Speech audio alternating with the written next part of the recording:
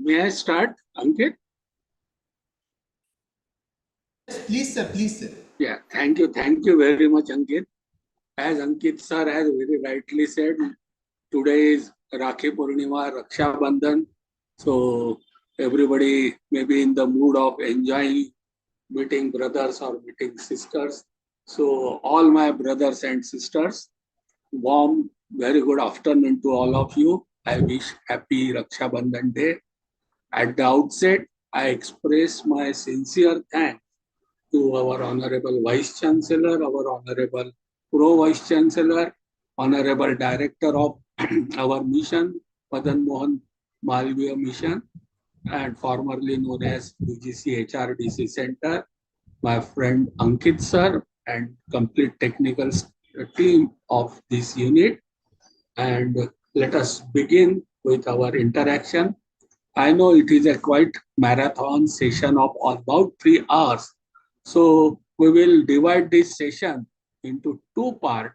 We will take break of some 5 minutes after 1.5 hours so that continual listening to 3 hours, I fully understand it will be very difficult for everybody, particularly with the teacher. We can speak on hours together, but it's very difficult to remain in a alert position and grasping position. So we will take a small break of 5 minutes after 1.5 hours. Our session, we will try to divide in say 3 to 4 parts. First, we will understand the word NEP. What is that? It is national. How it is related with international. How this policy got evolved.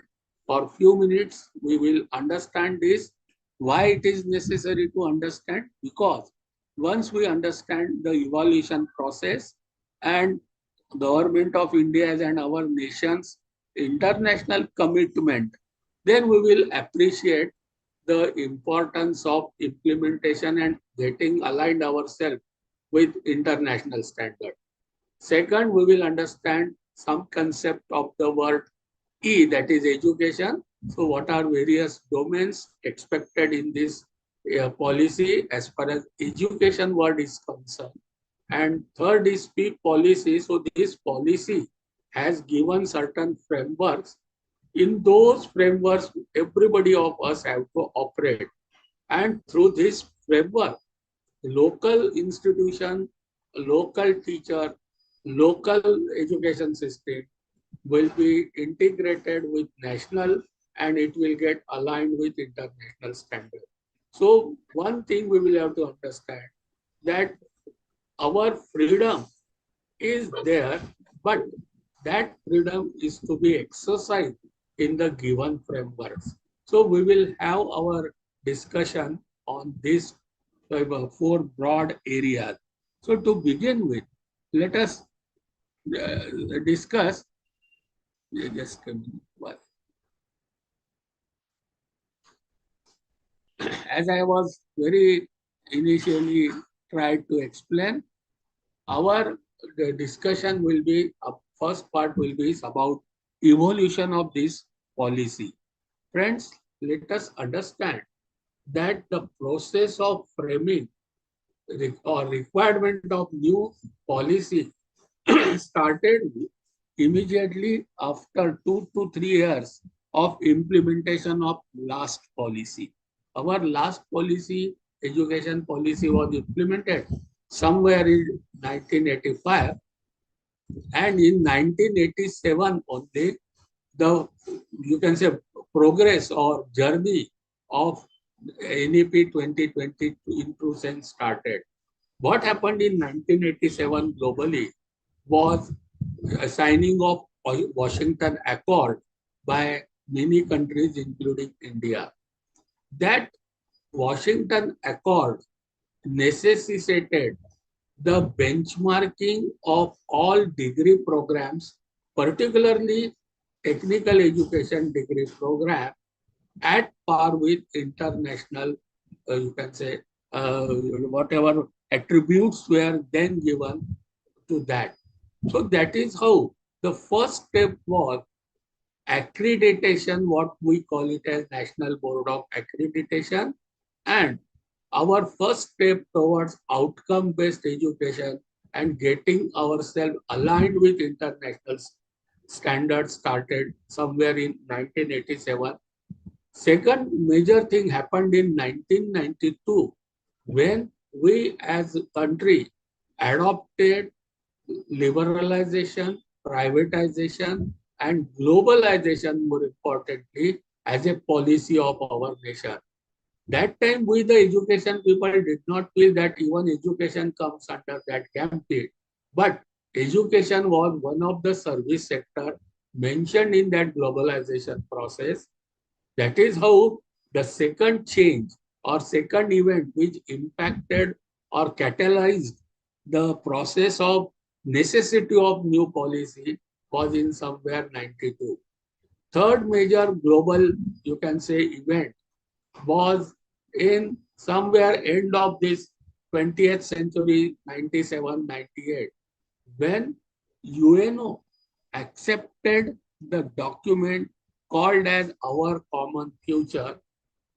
The Prime Minister of Norway was the chairman of that document, and UNO and its all member countries, including India, accepted the policy to be adopted as per our common future document. After 2000, that is in 21st century, there was Bones Declaration based on that 1997, you can say, document, our common future document. And it was about accepting sustainable development as a model of development, and onus of sustainable development, awareness creation, technology creation, adoption, and taking globe towards sustainable development. Through those 17 goals, the Bone Declaration has given the responsibility on the shoulders of higher education. So Board's declaration signed by more than 175 of the countries of the world, including India, necessitated the fast development of new policy to suit with the expectation of Bones Declaration. Of course, information technology revolution was one more, you can say, factor which necessitated changes in education system overall and accepting digital learning and online education as one of the modes of education, as an approved education mode of education. So these changes you will find have footprints on, you can say, formulation of national education policy. Accordingly, Subramaniam Committee has earlier submitted their draft, and this draft was put up before the committee led by none other than chairman of our ISRO, having very accomplished luminaries personality, 9 personalities in that committee, and through that the final draft came out, which was accepted as a policy by in year after long many deliberations in 2020 as our national education policy. So takeaway from our whatever discussion we had is that number one, it is a global commitment to standardize all education system at par with globally accepted educational systems. So from local to global, it is the process or journey of going from local to global pan through pan India. One thing is that takeout is first takeout. Second takeout is the sustainable development goals, 17 sustainable development goals, the expectations are to be followed while implementing NEP 2020. And third and most important is the concept or attributes expected in outcome-based education and domains of education accepted worldwide will have to be integrated in Indian education system. That is the third takeaway from the background of NEP 2020. Accordingly, what we find is the foundation of NEP is on 5 pillars: access, equity, quality, affordability, and accountability. Our gross enrollment ratio, that is those who pass out 12th in India, number of students passing 12th standard or equivalent and coming to higher education, university level education, that ratio was very low before implementation of NEP. SDG, that is Sustainable Development Goal, as well as NEP, expect to increase this gross enrollment ratio, which was around 25 when NEP was implemented. It is around now 27, 28. It is expected to be taken to 50%. So access and equity, you will find they come through the concept of sustainability, quality, standardization, parameters, measurable parameters, and mapping it with international standard. Those quality comes from Washington Accord, and quality parameters or that comes from our Washington Accord and accreditation processes. Affordability again comes from economic consideration. So SDG as well as need of the country. The fifth and most important, which is new to all we teachers, is accountability. Friends, when India through NEP has accepted outcome-based education as the approach towards education, so whenever we talk about outcomes, the outcomes have to be measurable and they have to be measured against the set goals and norms. And if we are not able to meet those norms, there will be accountability of whom?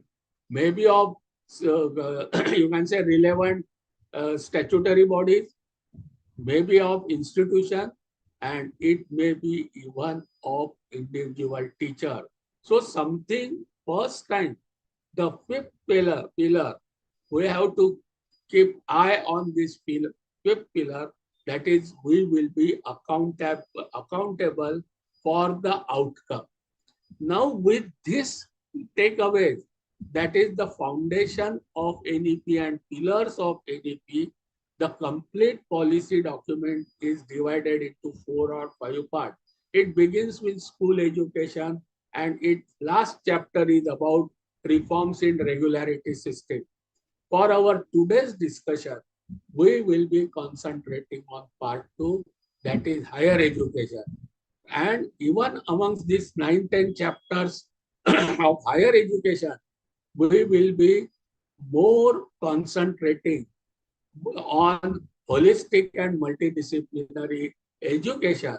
And from, you can say, from that perspective, what type of reforms, academic reforms, evaluation examination reforms, those are necessarily to be implemented. That part we will concentrate in our today's discussion. So let us begin with NEP's first, you can say, important. We have understood N part of NEP. Why it is national? Because it is to be aligned with international all standards. Second thing, what do we mean by national? There will be a common framework. There will be some standard parameters which will be irrespective of location of that institution. It will be irrespective of type of education, type of university, type of program. There will be certain standard framework under which everybody of us will have to operate in India. That is why this national word is important of NEP. Second important is education.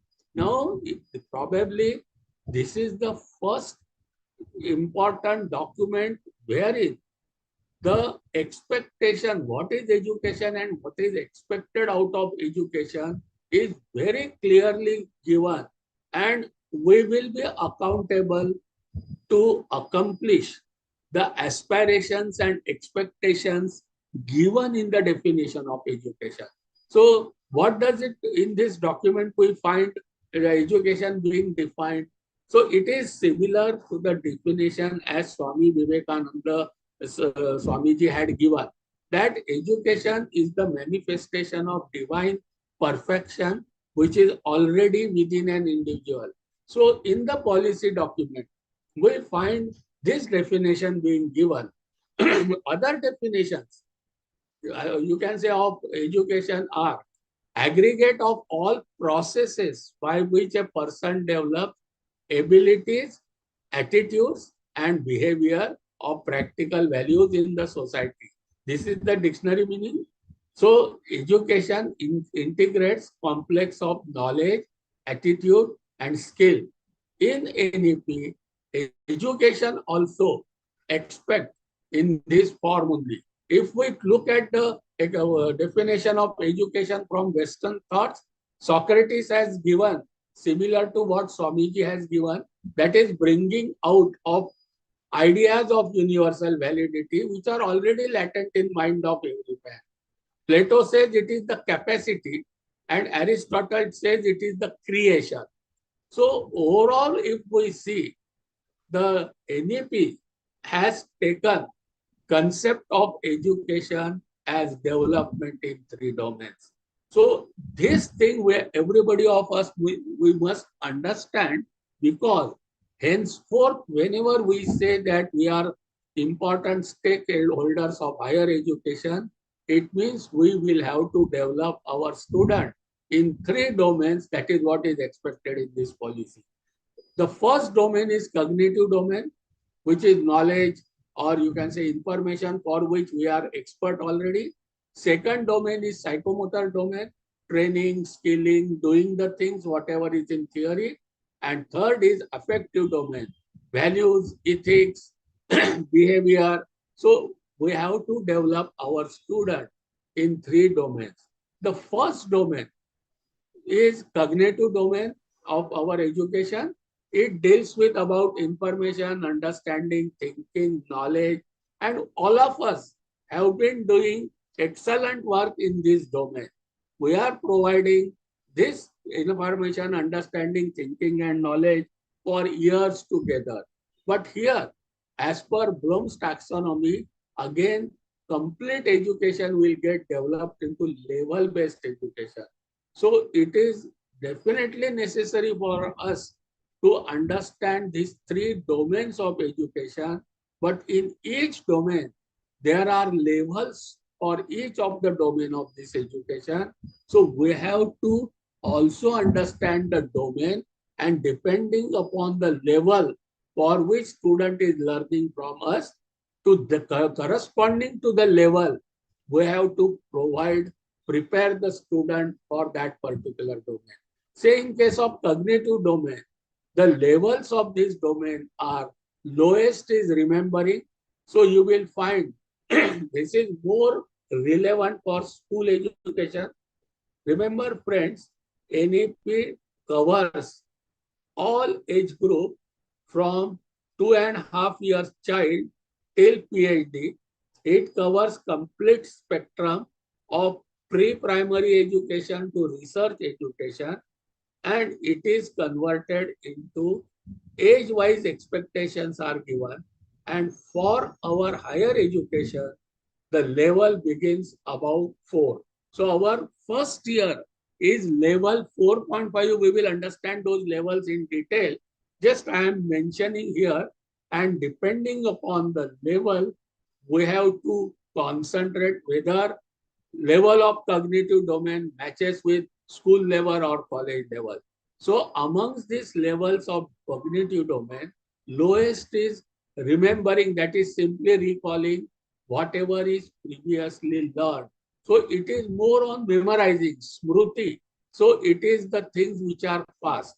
So less emphasis will be given on making student to learn laws, or making simply student to recite poems, or something like that, which are based on memorizing the thing will have minimum weightage in higher education. Second is understanding or comprehension, which means grasping the meaning of material and explaining the ideas and concepts. For higher education, understanding and comprehension is also considered to be lower level. So whenever we ask question, explain, describe, write short notes on, those type of things will be considered as lower level. So probably that may be maximally accepted for first semester or to some extent second semester. Above that, such type of questions will not be welcome because they are based on comprehension or understanding.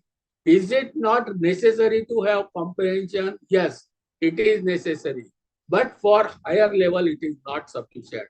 For higher level, the expectation starts from third, that is application.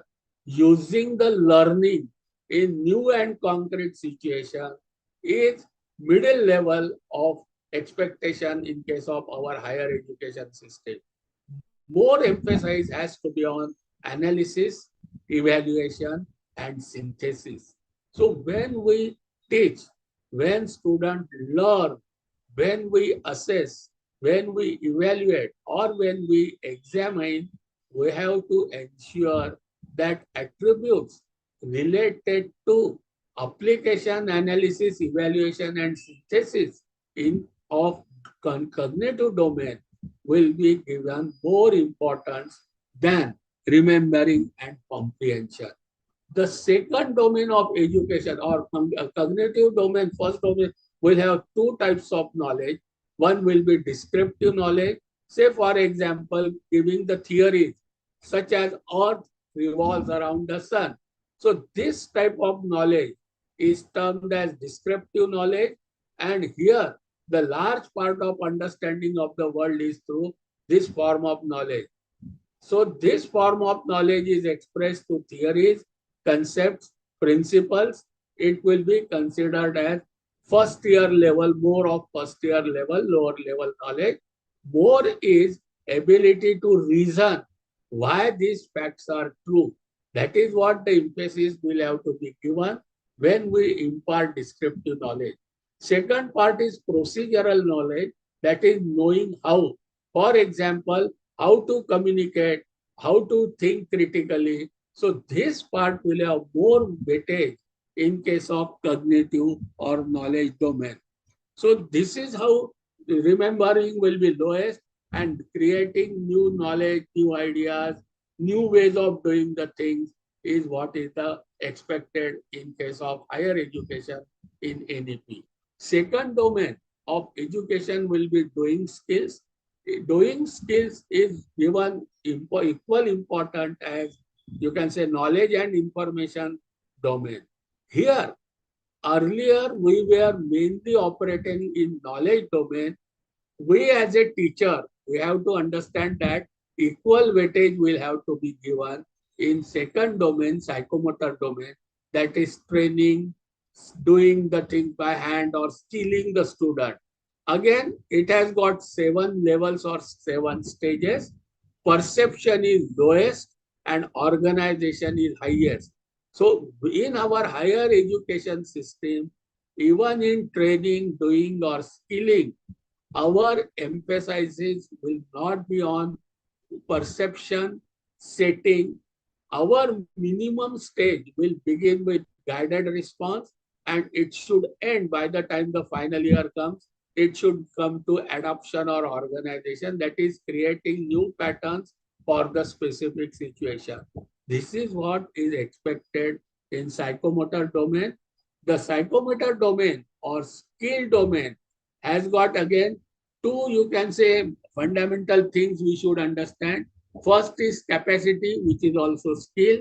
It is the ability to be consistent and repeatable, and it can be continually evaluated, while we have to ensure the competencies.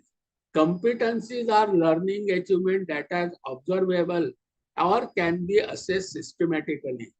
So these are to be derived from curricular goals and expected to be attained by the end of the stage. So our curriculum will be converted into competency-based curriculum also. So everything will be based on learning outcomes, even in second important domain of skills. So in development of competencies, we will have to develop on two areas. One is in-depth basic skills and allied knowledge, and second is development of essential values while working in specific vocation. So these types of competencies we will have to ensure to be developed in our student. So these are the stages of psychomotor domain also. So as I said, our stage will begin from minimum stage 3, that is guided response, and we have to reach to through adoption to organization level. Third is another important domain identified by NEP as an important domain of education, and we are accountable for developing the student in this domain as well. These are values and disposition. These are values and dispositions are some two words are nearer same, but something slightly different. Effective action needs strong motivation in addition to knowledge and capacity. And our value system and our dispositions are the sources of that motivation. Values are the beliefs about what is right and what is wrong, while dispositions are attitude and perceptions that form the basis of behavior. So in our curriculum, through development of the student, in 3 years program, 4 years program, 5 years integrated program, we have to ensure that values, dispositions, behavior, ethics are embedded in the our minds and behavior of our student. And there are again stages of this domain as well. Receiving is the lowest stage, that is selectively attending to stimuli, while internalizing is the highest domain. Friends, why should we aware of these domains and their stages? Because at the end of our today's session, when we will understand the curriculum framework or qualification framework or qualification attributes or qualification descriptors, that time you will find all these three domains, you will find they will be reflected over there, and stages will be reflected, and those higher stages will you will find as we go from first year to final year, or from level 4.5 to 5, or 5 to 5.5, or 5.5 to 6. The stages in these three domains will go on increasing. Aspirations, expectations, and attributes will go on increasing as we will go from one level to higher level. So we have to understand the domains of education. So just one line takeaway from what we have discussed about domains of education. We have understood what is education as per NEP. So as per NEP, education is development of student in three domains. What are those three domains? Those three domains are cognitive domain, psychomotor domain, affinitive domain. In cognitive domain, the focus is on information, understanding, and knowledge. In psychomotor domain, it is about training, doing, skilling, and in case of affinitive domain, it is about values, dispositions, ethics, and behavior. And each of the domain, there will be various stages depending upon the level which at the student is learning. Suppose he is a student, he or she is a student from school, the level will be lower. and level 4 is known as equivalent to 12th standard. Since we are in higher education, our minimum level will be level 4.5. For 3 years program, it will go from 4.55 to 5.5. For 4 years program, it will go to 6. For postgraduate program, it will become 6.5, and for PhD, it will become 8. So competency-based, level-based education is the core of this NEP 2020, and for each level, there will be attributes or description, qualification description based on 3 domains and stages of domain. So this is the takeaway from what we have discussed in last few minutes. Now one more thing is very clearly mentioned in NEP, which we should understand. They have classified various types of education, such as academic education, generally what we are giving in universities, which is focused on cognitive or information knowledge domain. Second is vocational education, which integrates complex of knowledge, attitude, and skills, but for particular occupation. This vocational education is different from academic education in, you can say, way of vocational education closely links knowledge and skill to specific practical challenges and work situation of the economy. So, third type of education is professional education, other is which includes technical education. So, NEP has even given the various types of education which are presently available in our system. Now, important part. When we have understood what is education, what are various, you can say, classes of education, NEP says that presently the level of education, stages of education, we are operating at lower level, which is not at par with international, you can say, alignment. And second thing, presently we are operating in isolation. Academic education is completely isolated from vocational education. Vocational education is isolated from, say, teachers' education. Teachers' education is isolated from technical education. Like that, whatever may be the types of education, everybody is operating presently in silos and in isolation.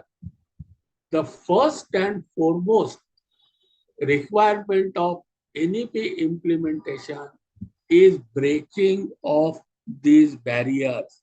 So there will be complex but integration of academic education with vocational education, and operating in isolation, operating in stand-alone way will not be there when we are implementing NEP. So what does the policy say? What type of education will be coming in when we say NEP is implemented? It will be number one, completely learner-centric. We will not find the word teaching in policy. Everywhere we will find the word learning. So basic policy says that learner will be enabled to study one or more specialized area, as well as develop character, ethical, constitutional value, as well as 21st century capabilities. So these 3 domains across the ranges of disciplines, including science, social science, art, humanities, professional, technical, and vocational subjects. So when we say NEP, you will find the subjects of 3 domains and interdisciplinary from social science, science, humanities, languages, professional, technical, vocational, everything will be networked as and when required. That type of education is to be given, and accountability of providing that education is with us. Second important statement of policy where our accountability is clearly, I see, we can observe our accountability is we have to prepare students for what? For number one, meaningful and satisfying lives. So we have to prepare students that in their future life, they will lead Arthapurna life and Samadhani Jivan. They have not used the word successful or yashasvi. So we have to ensure that such qualities are imbibed which will help them to lead meaningful and satisfying life. Second, responsibility with us. We have to prepare students for their future work roles.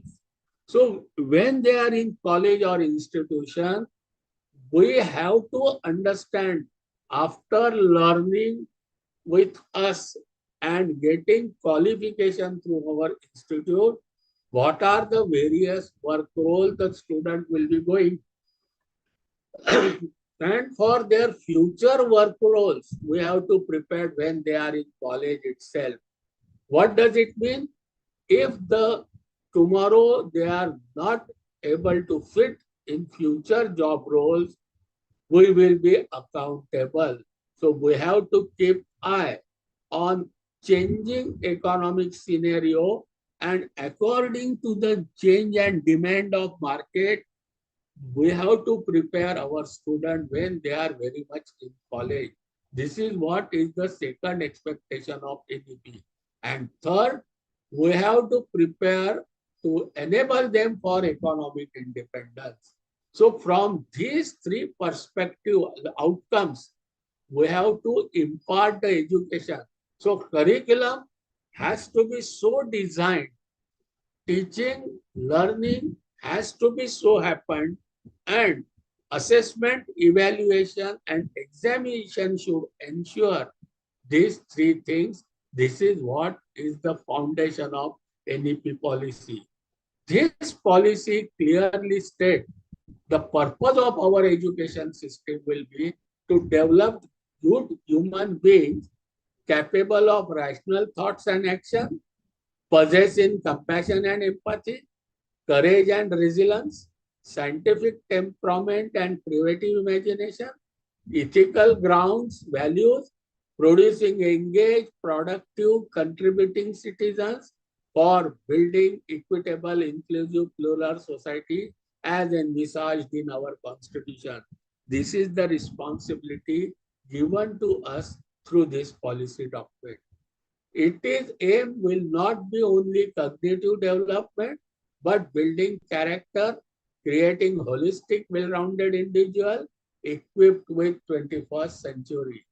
So this is what is expectation, and the policy is that this type of education will help in manifestation of the perfection which is already within an individual. So as Swami Vivekananda said, or this is the definition of education accepted by NEP, and root of, you can say, going to that aspiration of definition of education, that is manifestation of perfection of our already existing our student, will be through cognitive development, through character development, and through 21st century skills development.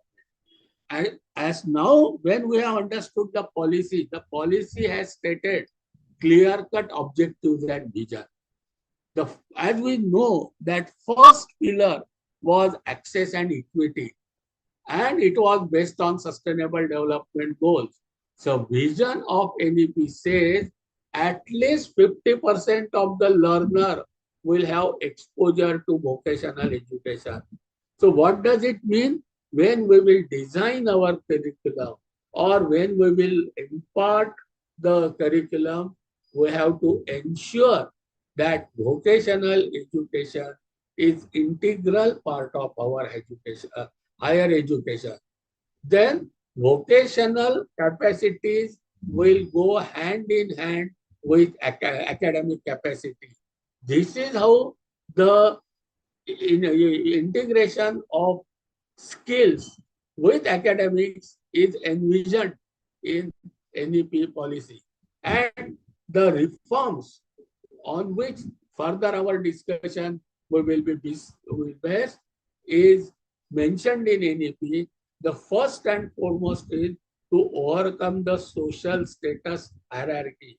So that is why when NEP is implemented, it will be competency based, it will be level based, and there will be opportunity of rising from one level to another level.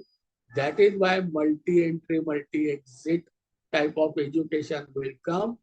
Presently, the social status is those who go for vocational education, say in 12th standard, if we find that world is not doing good in academic, we say that, okay, go for MCVC course.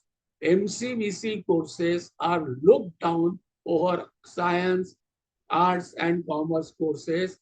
That type of thing will have to be overcome. This is the one major reform which is coming in NEP. This will be achieved through integration of vocational education program into mainstream education in all educational institutions in phased manner. We are not aloof of it. In our institutions, in our program, vocational education will get necessarily integrated. That is why vocational education, skill education is important vertical of NEP course curriculum given by government. Then it will be integrated not only through higher education, for school also. With the higher education institutions will be offering vocational education either on our own or in partnership with industry and NGO. This has to be done to ensure adequate hands-on experience along with theoretical background through our general education system.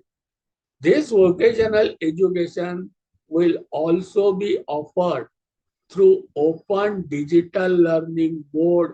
So digital learning will also be integrated in our regular learning. That is why UGC has issued the, you can say, instruction or guideline that 40% of our courses can be done through Swayam platform. So digital education will also be integrated. So one more important reform which we will have to keep in mind, that we will be moving towards less content, more learning about how to think critically and solve problems, how to be creative and multidisciplinary, how to innovate, adopt and absorb new material in novel and changing field. So this will be the approach toward developing curriculum. Theoretical content will have to be necessarily a bit reduced, compensated by other skills. So this is what will be the reforms coming. Now, academic education, we know, let us understand something about skilling and then we will move to frameworks. This for skilling, remember, vocational courses will be different than skilling courses. These skilling courses will be continually changed. They will be dynamic in nature. Every institution have to do the skill gap analysis by identifying various job market trends globally, nationally, as well as locally. The basic foundation is the jobs that were existed 10 years ago now are outdated. AI and increased automation has come. So present jobs are definitely will be getting modified and replaced. And remember, mandate given to us is to prepare students for their future job roles. When it is very clearly given that we have to prepare them for future job roles, it means if we are imparting the knowledge and skill which is outdated, which will not be useful for their future job role, such things have become obsolete, and we will be removing it continually from syllabus, and continually new skills will get integrated in our syllabus. I will just quote one recent UGC report. This is UGC report, so we can understand what is mentioned. The report says 85 million jobs will get obsolete. So there will be all skills which are presently used in 85 million jobs will become redundant, as those job and their job roles itself will get completely outdated, and there will not be any market for such skill for those 85 million jobs. But one more word is line is there, that 97 new million jobs are being created. The report says 9 out of 10 leaders say that they want skilled people, but they are finding acute shortage of competent talent. So this is what UGC is asking us to find out those gaps, find out those shortages, find out those more demands, what type of talent and skill is required, and every institution is given freedom to generate, run those, you can say, short-term courses. The policy of NEP clearly states that we will be allowed to conduct short-term certificate courses in various skills, and you can say including soft skills. Those should be of minimum 12 credits or maximum 30 credits. So what is those credit, etc., we will see in latter part of our discussion. But here we have to understand that short-term skilling courses will also be integral part of our higher education system, and we will be going towards such type of courses in our higher education institution. And focus areas will have to be chosen after doing skill gap analysis and mapping of local opportunities. So with the teacher's additional role, probably earlier we have never done this role, it will be about continuously finding supply demand of the economy, finding the gaps and filling those gaps through various continuous courses. So UGC has given also mechanism of skill development for such three, you can say, short-term courses also. Here, important takeaway is there will be learning, unlearning, relearning, and lifelong learning. Similarly, skilling, unskilling, reskilling, and upskilling. So through these phases, we will have to continually run, and we have to create room from experienced professional. That is why the scheme of professional of practice or adjunct professor or expert, such type of schemes are implemented by UGC, and UGC and NEP expects that professionals, working professionals are also involved, particularly in psychomotor and affinitive domain. Behavior, how the students are expected to behave in real life, in market, in, you can say, economy, as well as what type of skills are to be given. So for those through inputs, we have to involve even experienced professional. So our place, colleges, will be a place where skilled people, experienced professionals will also be the part of, you can say, facilitator along with the regular teachers.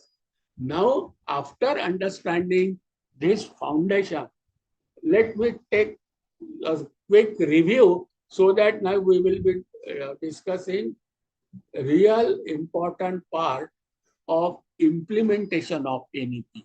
So let me take a brief review.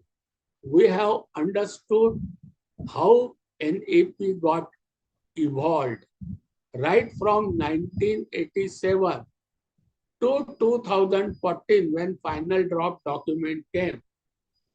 all important events such as Washington Accord, such as UNO's, you can say, acceptance of document of our common future, or acceptance of Bones Declaration, acceptance of information technology revolution.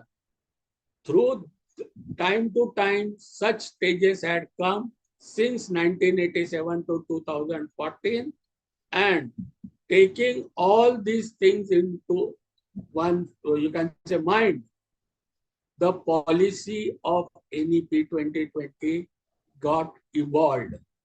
Remember, this policy has clearly defined what is education, what are types of education, how integration is required for various types, domains of education, stages of education, and as per when policy is implemented, we will be going present academic type of education into academic plus vocational plus professional plus all types of education together, integrated education system. We will be entering into level-based education system. We will be going with competency-based education system. We will be having outcome-based education system, and education system will be aligned through certain frameworks pan-India. So whether institution or learner is located in one corner of country or other corner of country, the education learning will get standardized through credits and qualification descriptions. So alignment of complete education system in India is what NEP wants to get accomplished. It will not only be pan-India. When it is aligned throughout the India, it has to get standardized and aligned with global standard. So our process of going journey on NEP is taking local to Indian level and India level to global level. So it is a journey of local to global through three domains of education, through competency-based education, through level-based education, and for that certain framework is already given by statutory authorities, and everybody of us will be operating under these frameworks.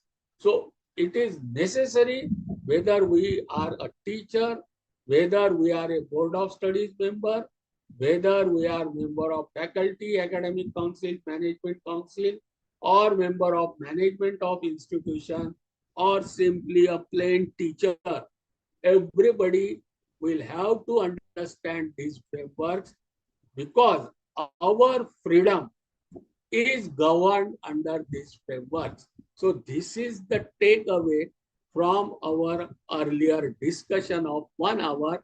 Now let us enter into important part of our discussion, that is frameworks.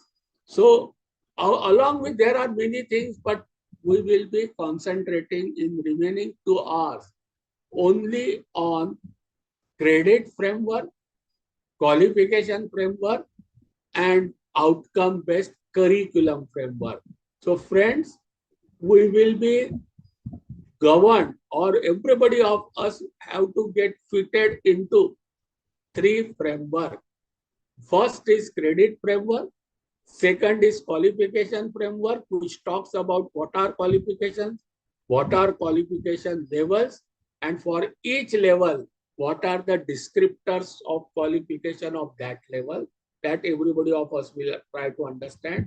And finally, in outcome-based education, how our curriculum framework will be there. So LOCF, it is commonly known as Learning Outcome-Based Curriculum Framework. So let us begin with credit framework. Now this complete our credit framework is governed under one instrument, national level instrument, That is called as National Credit Framework. You will find all stakeholders or statutory or governing councils or authorities in India are involved in development of this common credit framework.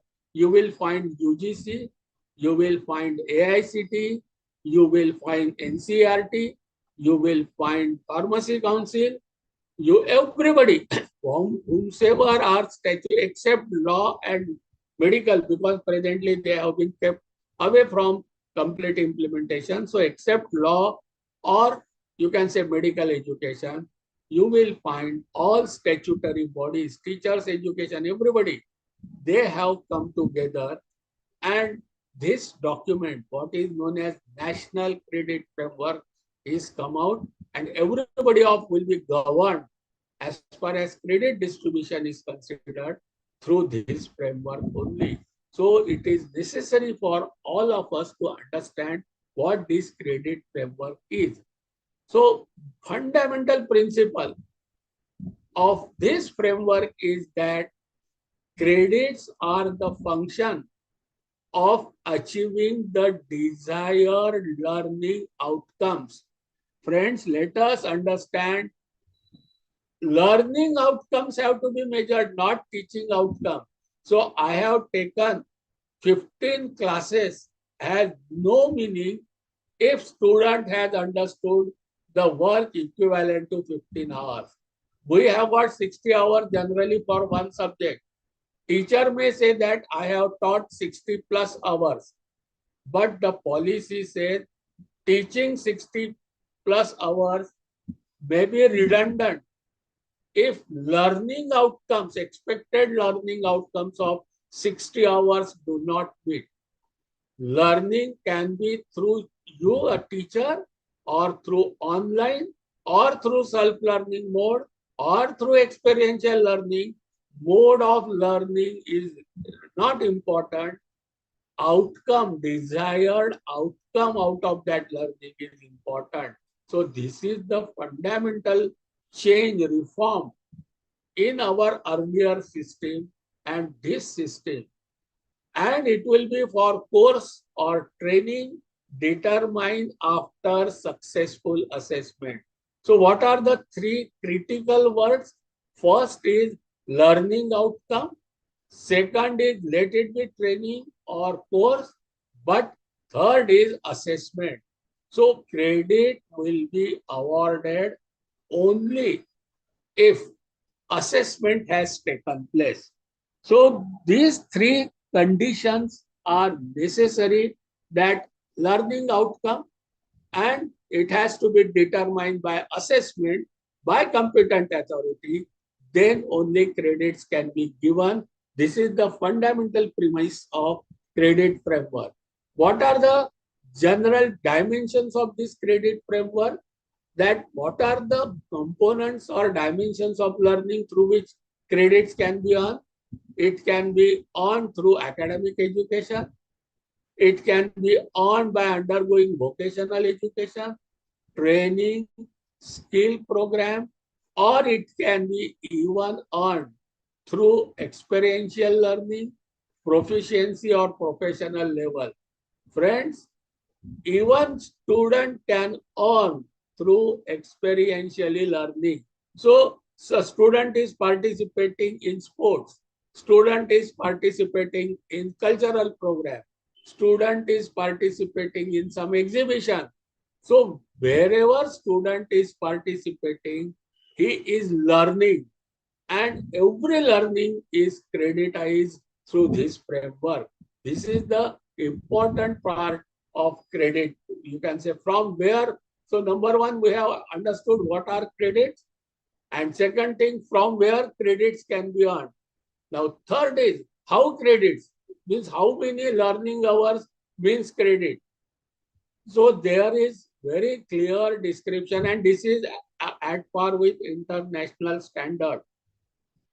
So in accordance with international best practices and recommendation of National Higher Education Qualification Framework, this National Credit Framework has proposed that number of credits for 1 year duration should be of 1200 learning hours, then credits will be 40. Friends, when we prepare our syllabus, when we prepare our scheme of teaching learning, we have to ensure that we have adopted semester system.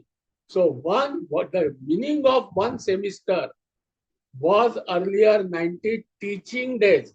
So we were limiting ourselves of aligning semester with teaching days. NEP, along with that teaching, they want to recognize learning. So henceforth, whenever we say one semester, we must simultaneously say 90 minimum teaching days. More than that, we have to say minimum 600 learning hours, notional learning hours. So our every semester should demonstrate that there are 600 learning hours and minimum 20 credit. So when I say my student is of first year, so I have to ensure, I have to show that my first semester was of minimum 600 hours of minimum 20 credits. My second semester was minimum 600 hours, minimum 20 credits. So my first year, whatever level it be, is of minimum 1200 learning hours and minimum 40 credit. So this is the fundamental principle we have to follow when we design our teaching learning scheme. So this is what the student can earn even more than 40 credits, but minimum achievement for 1 year has to be 40 credits. It is the word minimum. So fast learner can earn 50 credits also.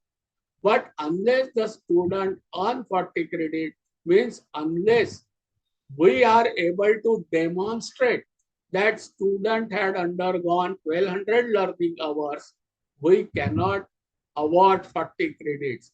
Assessment has to be there. Learning hours of 1200 have to be there. Then only 40 credits can be awarded. This is the important takeaway for, you can say, credit, awarding the credit. So what is the mechanism of assignment of credit and calculation of credit point? There are two things. Credits and credit points are different things. So every degree, every diploma, or every certificate will be given by number of credits to be earned by the student. It means number of learning hours the students have to undergo and number of credit points the student have to earn. So for every 1200 hours of learning, student can earn 40 credits, and credit points are calculated as multiplication of credits multiplied by the level. So level and credits, and suppose it is what we call it as first year. So as per NEP, it is level 4.5. So credits minimum are 80. So 80 into 4.5 will be the credit points for first year. Second year level is 5. The credits are 80. So 80 into 5, 400 will be the credit point.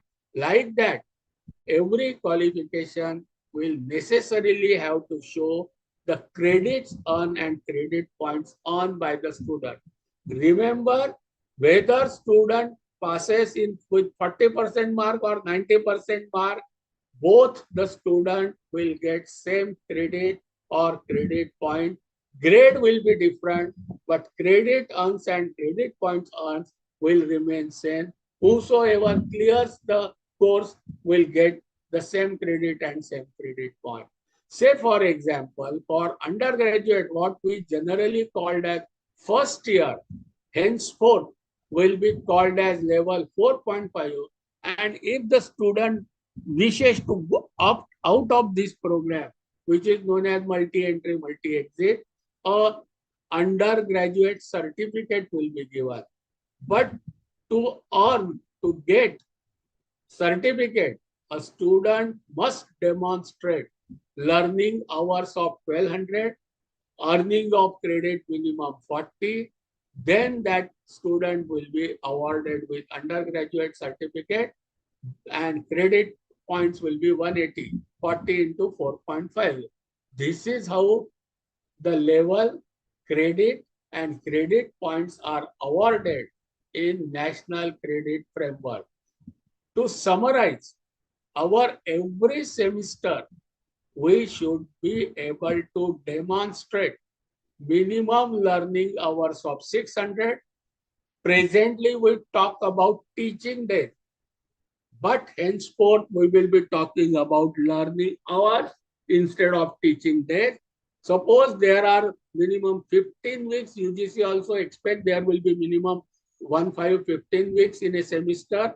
So 1 week will have, you can say 90 days or 15 weeks, and 600 hours have to be learned in 15 weeks. So per week, minimum learning hours will be 40. If we decide our semester will be of 17, 18 weeks, then minimum weekly learning hours will become 33 to 35. So that is why our GR also states that minimum learning hours per week. So that has to be reflected in our teaching learning scheme of each semester should be minimum 35. And in our academic calendar of university, we have to show that our semester is of minimum 17 or 18, 17 or 18 weeks, and our minimum learning hours are 35. So that has to be reflected in our teaching scheme. This is the teaching learning scheme. This is the important takeaway for all teachers, particularly all Board of Studies member and faculty member and academic council member. Our scheme of each semester should reflect in our teaching learning scheme the weekly learning of minimum 35 hours, stating that our semester consists of 17 to 18 weeks. If we say that our semester is of 15 weeks, then minimum learning hours should be 40. And how those credits are awarded? For theory or tutorial, 1 hour is 1 credit. For a semester, complete semester for 15 weeks. And for practical, 2 hours is 1 credit. What does it mean? Suppose our scheme or my timetable shows that I am conducting theory period, 3 theory periods for my course which I teach. I teach history, and for that subject of history in my timetable, I have got 3 hours. Remember, earlier we used to have periods, and periods used to be of 45 minutes or 48 minutes or 60 minutes. It was different for different courses. Henceforth, we will be having period of 60 hours uniformly. So earlier, if I had 5 periods of 45 minutes, I used to teach 4 hours only. So my workload was 4 hours only, even though periods shown were 5, because each period was of 45 minutes. Henceforth also, I will have teaching of 4 hours only, but my timetable will show 4 periods and 1 period of 1 hour instead of 45 minutes. And when I conduct, say, such 3 periods of 1 hour, since the semester is generally considered to be of 15 weeks, and so 3 hours per week multiplied by 15 weeks, so I will be teaching 45 weeks, or student will be learning from me for 45 hours. So 45 divided by 15, that is, it again comes to 3. So 3, it is a 3 credit course. In short, how many hours the are allotted for a given theory or tutorial, those will be the credits earned by the student in that subject, while half of the credits for practical subjects. So this is how the credit distribution takes place. I repeat, if I have got 3 periods in my timetable per week, if the student undergoes 3 hours of learning per week, then student is completing the 3 credit course. But if the practical hours are of 2 hours per week, then student is undergoing 1 credit course of or practical. For theory and tutorial, 3 hours is 3 credit. For practical, 2 hours is 1 credit. This is how the credit distribution also is given as per, you can say, credit framework.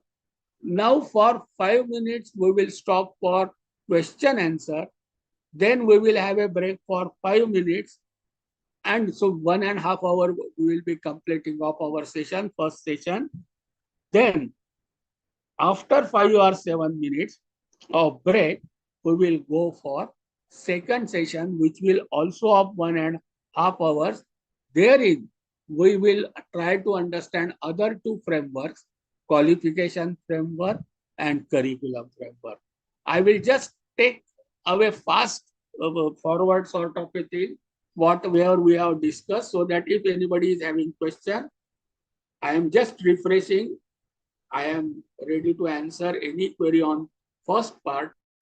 We have started with necessity and evolution of new policy for the nation.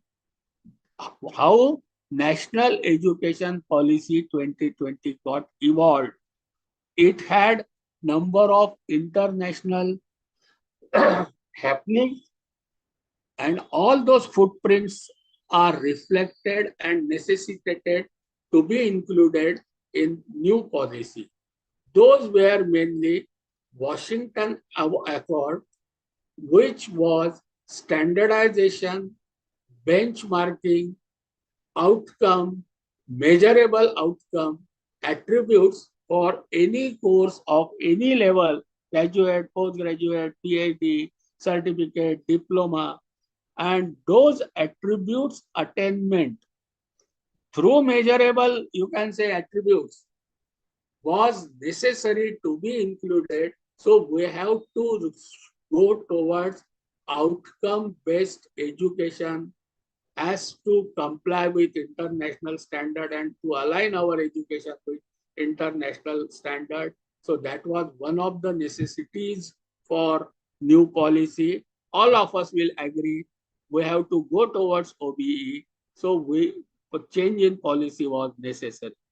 Second was evolution of concept of sustainable development, and whole world, all countries, let it be Pakistan or India, let it be Palestine or Israel, let it be Iran or Iraq, let it be, you can say, Russia or Ukraine, irrespective of any of the countries, all countries unitedly accepted the you can say development concept of sustainable development, and to achieve 1717 goals of sustainable development.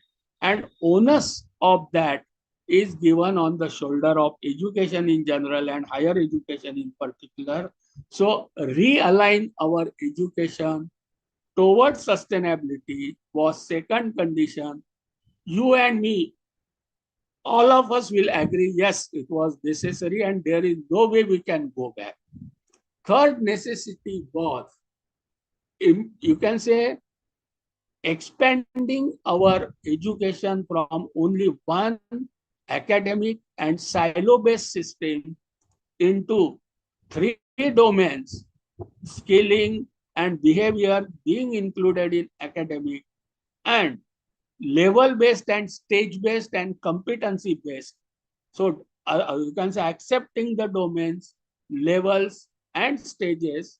That was another necessary. So we are moving from academic education to a integrated education, from theoretical into useful life skill education. So this was another foundation I think you and me, all of us will accept. So with this various and inclusion of information technology, because IT has revolution has taken every field to its own strides. Education cannot live. So inclusion of online digital learning became necessary for learning as well as assessment. So this policy document was evolved and it is based on 5 pillars. Most important for today's discussion is accountability, where we will be accountable. So what care we have to take. So with this fundamental thing, we have understood that there will be 3 domains, and in each domain there will be level. We will be moving towards competency, and we are going on the journey of from local to global. So we are in the process of globalization. So it will be redundant in which institute I have learned. It will be redundant in which place I have learned. It will be at par with any institution of the country throughout India. And to make everybody gets aligned into at one standard, at one platform, it was necessary to have common framework for every institution, for every teacher, and for every institution.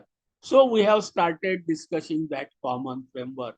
We have seen that first there are 3 important framework under which all of us will be operating. One is credit framework, second is qualification framework, and third is curriculum framework. Every institution of the country, whether state university, private university, deemed university, affiliated college, autonomous college, whatever name you call, if it is under higher education arena, everybody will be covered under these 3 common framework. So first common framework was credit framework. We have understood what is credit. We have seen that learning and assessment, these are 2 important components of credit. Teaching is subsidiary, learning is important, assessment is important, not only assessment but by competent authority. So learning hours, assessment and competent authority, these are the key components. And as uniformly accepted by all statutory bodies in alignment with global standards, India has also decided to have 1,200 learning hours for the student per year. After assessment, evaluation will entail that student to earn 40 credits. Since it is for year and we operate in semester system, for every semester, 600 hours of learning. After successful assessment, only the student will be entitled to earn minimum 20 credits out of minimum 600 learning hours.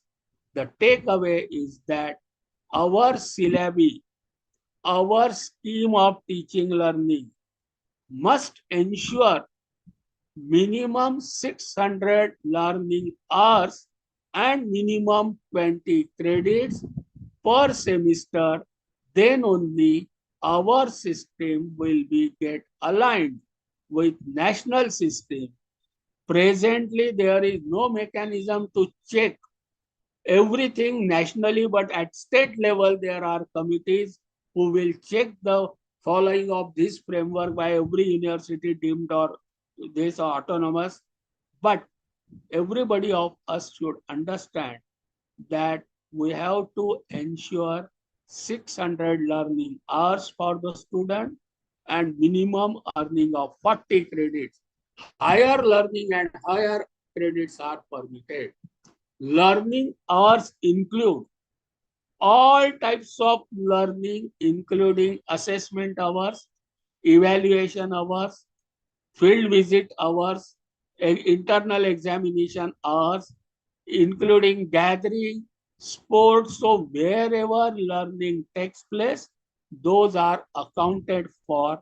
But on record, we should be able to show the learning outcomes and learning hours and assessment by competent authority, so that we can say that my student has worked for 600 minimum learning hours. That is why after my assessment, I am awarding him 20 credits, or he is earning 20 credits from the system. So this is the summary of our first part. If any question, let us have discussion for this part. Else, we will break for 5 to 7 minutes. If Ankit sir permits us, we will again rejoin after 5 to 7 minutes. Is it okay, sir? Thank you. Participant? Thank you. Yes, participants, if you have any question on the first part of this presentation, you can please ask to Professor Marathe sir, or we will take the break of 5 minutes and then we will continue. Please, anyone.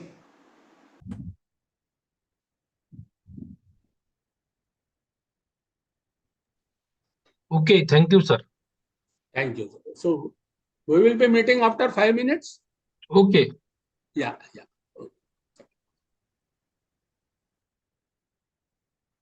Ankit sir, is it okay? Yes, sir. Yes, yes. Please, we will continue, sir, after 5 minutes, sir. We will wait for you. Yeah, sir. Thank you, sir. Thank you. चलेगा sir, 5 minute का break लेंगे. Thank you, sir. Thank you. Okay, so participants, 5 minute के break के बाद we will continue. Please assemble again after 5 minutes. Please take the break. Yeah.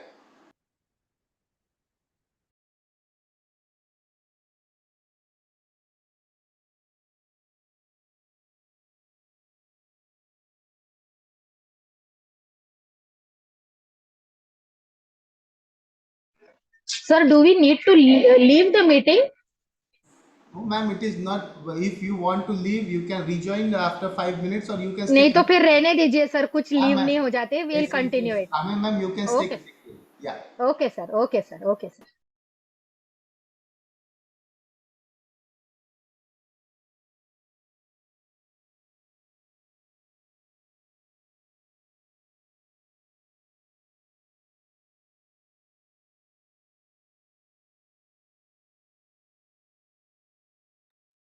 Ankit sir,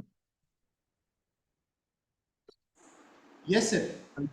और जो slide show mode में sir को बताइए तो अच्छा होगा, जरा बड़ा दिखेगा. ठीक है सर, मैं रिक्वेस्ट करता हूँ sir. Okay sir, thank you. Okay sir. Yes, Ankit, what is expected to be done from my side? तर त्यांचं म्हणणं आहे की स्लाइड शो मध्ये जर आपण स्टार्ट केलं तर प्रेझेंटेशन थोडं व्यवस्थित दिसून येईल म्हणून. म्हणजे अच्छा, एक मिनिट मी करतो हो, तेव्हा. सर. म्हणजे आपल्याला आहे 5 मिनिट, त्याच्यात वेळही आहे. ओके. ते खालच्या बाजूला राईट सर एक साईडला ऑप्शन आहे. बरं, या ऑप्शनला क्लिक जर केलं सर. थांबा मी शोधतो. मी थोडा कच्चा गडी आहे सर. एक minute.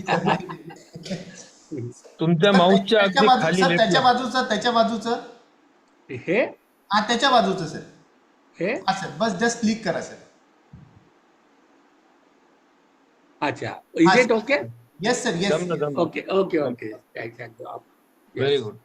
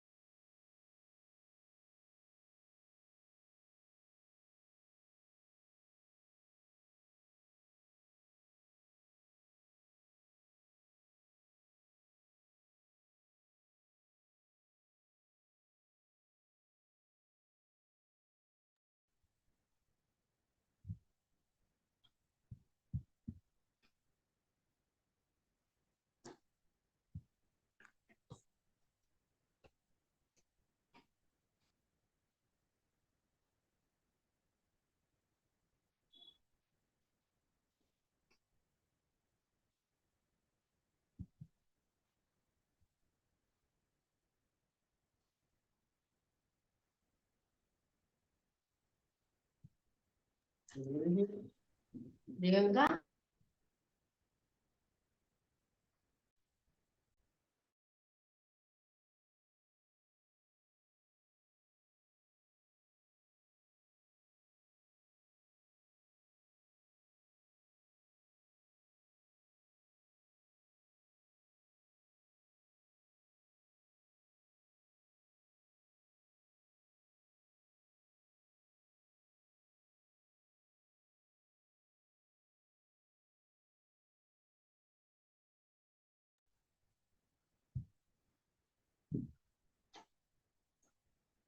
we start, friends? Yes, sir. Please, we can start, sir. Please. Yeah. So welcome back. Thank you, Ankit sir. Okay, thank you. Thank you, sir, everybody. So let us welcome back. Now we have, in first part, we have understood the credit framework. Now credit framework will be same pan-India for everybody. It means every learning, every student active will be creditized.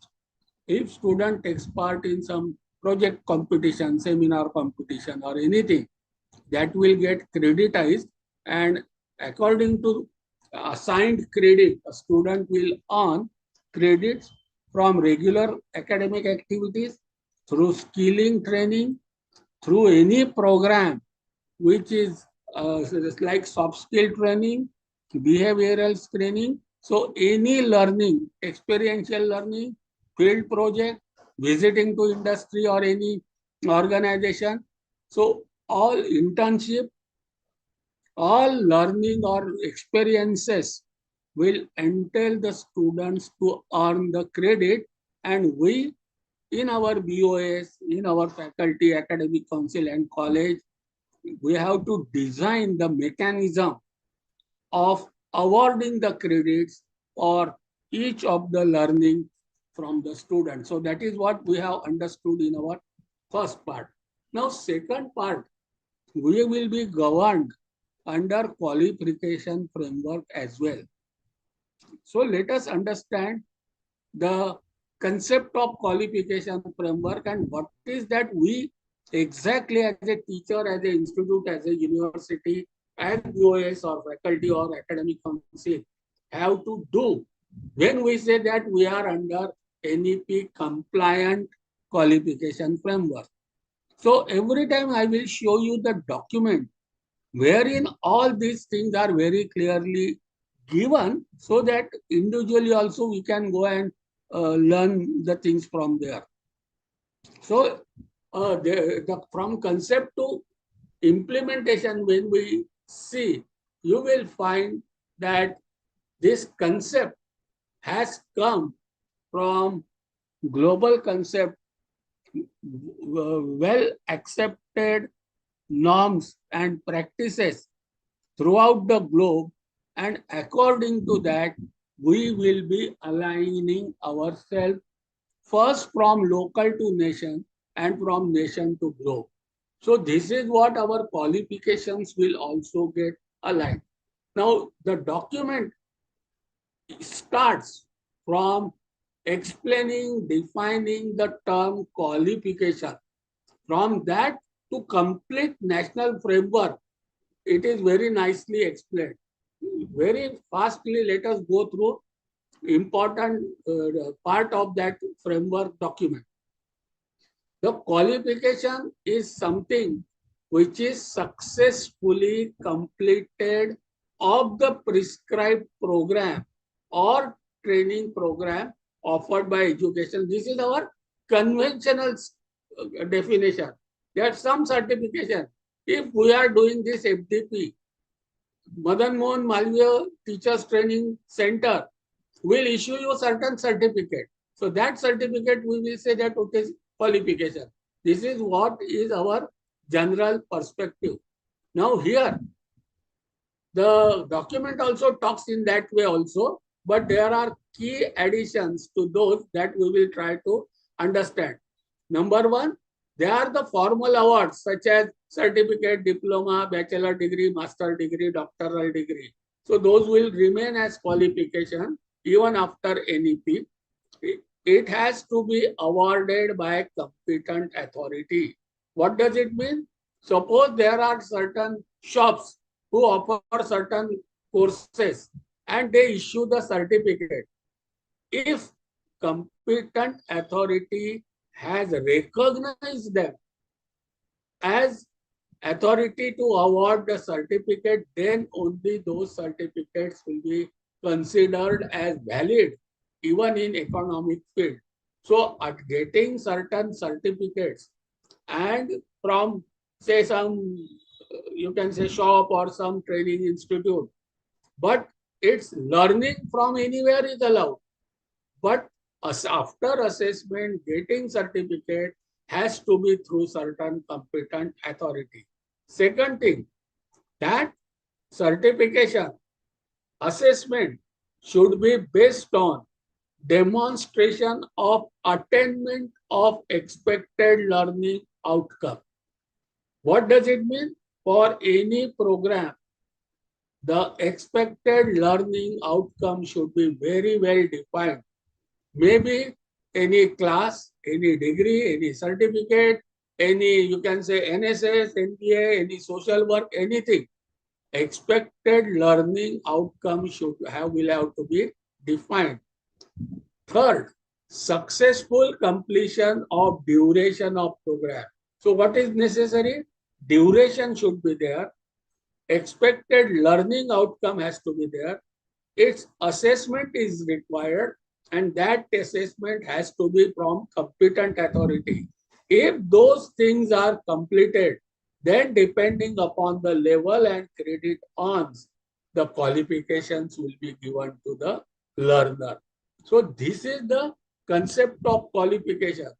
They have to be awarded only after assessment and evaluation of learning level. So it will be by level based and it has to be done by competent authority, and it will be done after showing that expected learning outcomes are achieved. So they have to be measurable. So it will have each academic credit system. So attainment will be there, duration will be there, learning hours should be there. So on these three bases, qualification may be certificate, maybe diploma, it will be given. So this is the concept of qualification. Now second is framework. Once we have understood what will be the concept of qualification, number one, it will must be level should be known, learning hours should be there, assessment should be there, learning assessment of learning outcomes, so learning outcomes should be there, and assessment has to be through competent authority. Then depending upon the level, credits on competent authority, duration of the program, the qualification, suitable qualification will be given. Qualification means award of either certificate, diploma, post-diploma, graduate, postgraduate diploma, advanced diploma, postgraduate degree, PhD, everything will come under the term qualification. And those will be awarded only after fulfillment of those four conditions. Now, once some qualification is very well defined, now it has to be structured. So the way of structuring existing and new qualification, again, which are defined by learning outcome, reflecting the attributes, program learning outcome, course learning outcome, statements. On that basis, some structure will be given, pyramid will be prepared, and that pyramid of putting qualification in certain order is known as qualification framework. So qualifications will be specified with certain general statement. So those are known as qualification descriptors, and on successful completion of that study and achievement of outcome and mapping with those descriptors, it will lead to the award of qualification, certificate or diploma or advanced diploma or bachelor's degree or master's degree or doctoral degree, and they will be put up depending upon the level and the competencies, level of and stages of competency like a pyramid. Now, this competency-based education, training, outcome-based learning, they constitute the important aspects of qualification framework. It will be, of course, in three domains of knowledge, skill, values, and attitudes acquired or possessed by individual student. This is more important than mode of acquiring. So whether it is through offline, online, blended, experiential, so what mode the student has learned will not be important, but attainment of those, you can say, descriptor is important, and on that basis, framework is best. Now, as I was telling you, this is a process of local to global. So this qualification framework, which is a structure, certificate at the bottom and PAD at the top, that structure, which is presently also there, and only thing now it will be based on those 4 parameters. This framework is internationally, we have taken it from Bologna process, because this is a European higher education area. They have developed for European Union countries their national qualification process framework, and that national qualification framework of European Union is known as Bologna process and Dublin para descriptor. India has adopted and aligned our qualification framework. Our descriptors are based on Bologna process and Dublin descriptor. So I will just mention about it. We will not go into detail. Why I am mentioning this? Because we have to understand that our qualification earned in Amravati University will be equivalent to qualification earned anywhere in the world. And to have that equivalency, the process is there of qualification framework. So this process of European, you can say, framework known as Bologna process is based on certain descriptors in all 3 domains. And those descriptors are called as Dublin descriptors. What are Dublin descriptors? In our case, we will be calling it as qualification descriptor. They are general statements about the learning outcomes that are expected to be achieved by the student after completing the curriculum and for getting that qualification. So our national framework is aligned with Bologna process or European Union framework. So only for international reference, I will leave that part there itself. I will not explain what is Bologna process or Dublin descriptor. We are more interested in our national descriptor. So our national qualification framework. See, first we have understood what are qualification. Second, we have understood what is qualification framework. And now we are trying to understand what is national qualification framework. Only one thing we know, that there is something international qualification framework, something Dublin descriptor, similar to that. Our qualification framework will align with that. So what is our NQF, that is National Qualification Framework?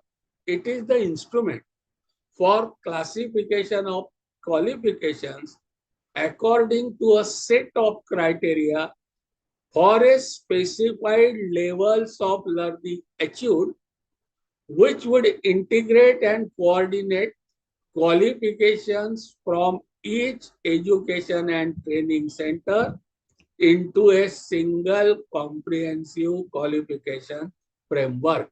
This is probably very important for all of us to understand that in India, there will be a single comprehensive qualification framework. It will integrate and coordinate qualification from each education sector, not only education sector, each training center also. And for that, certain set of criteria will be given for specified levels of learning. Remember, friend, everywhere word learning is given, criteria is mentioned, and level is given. So this level learning criteria, whole our NEP will revolve around that we have to understand. And our qualification framework, our curriculum, our credit framework will have to get aligned ourselves with national qualification framework. This is what is the takeaway, important takeaway of this slide. Now in India, there are various qualification framework. Now they have aligned and made equivalent with each of them. They are for both general education, vocational education, and training also. For vocational qualification framework is known as NVQF. For vocational education qualification, known as NVEQF. For skill qualification framework, called as NSQF. And for higher education qualification, it is called as NHEQF. So for we higher education people, we should understand NSQF and NHEQF because NHEQF is derived from NSQF.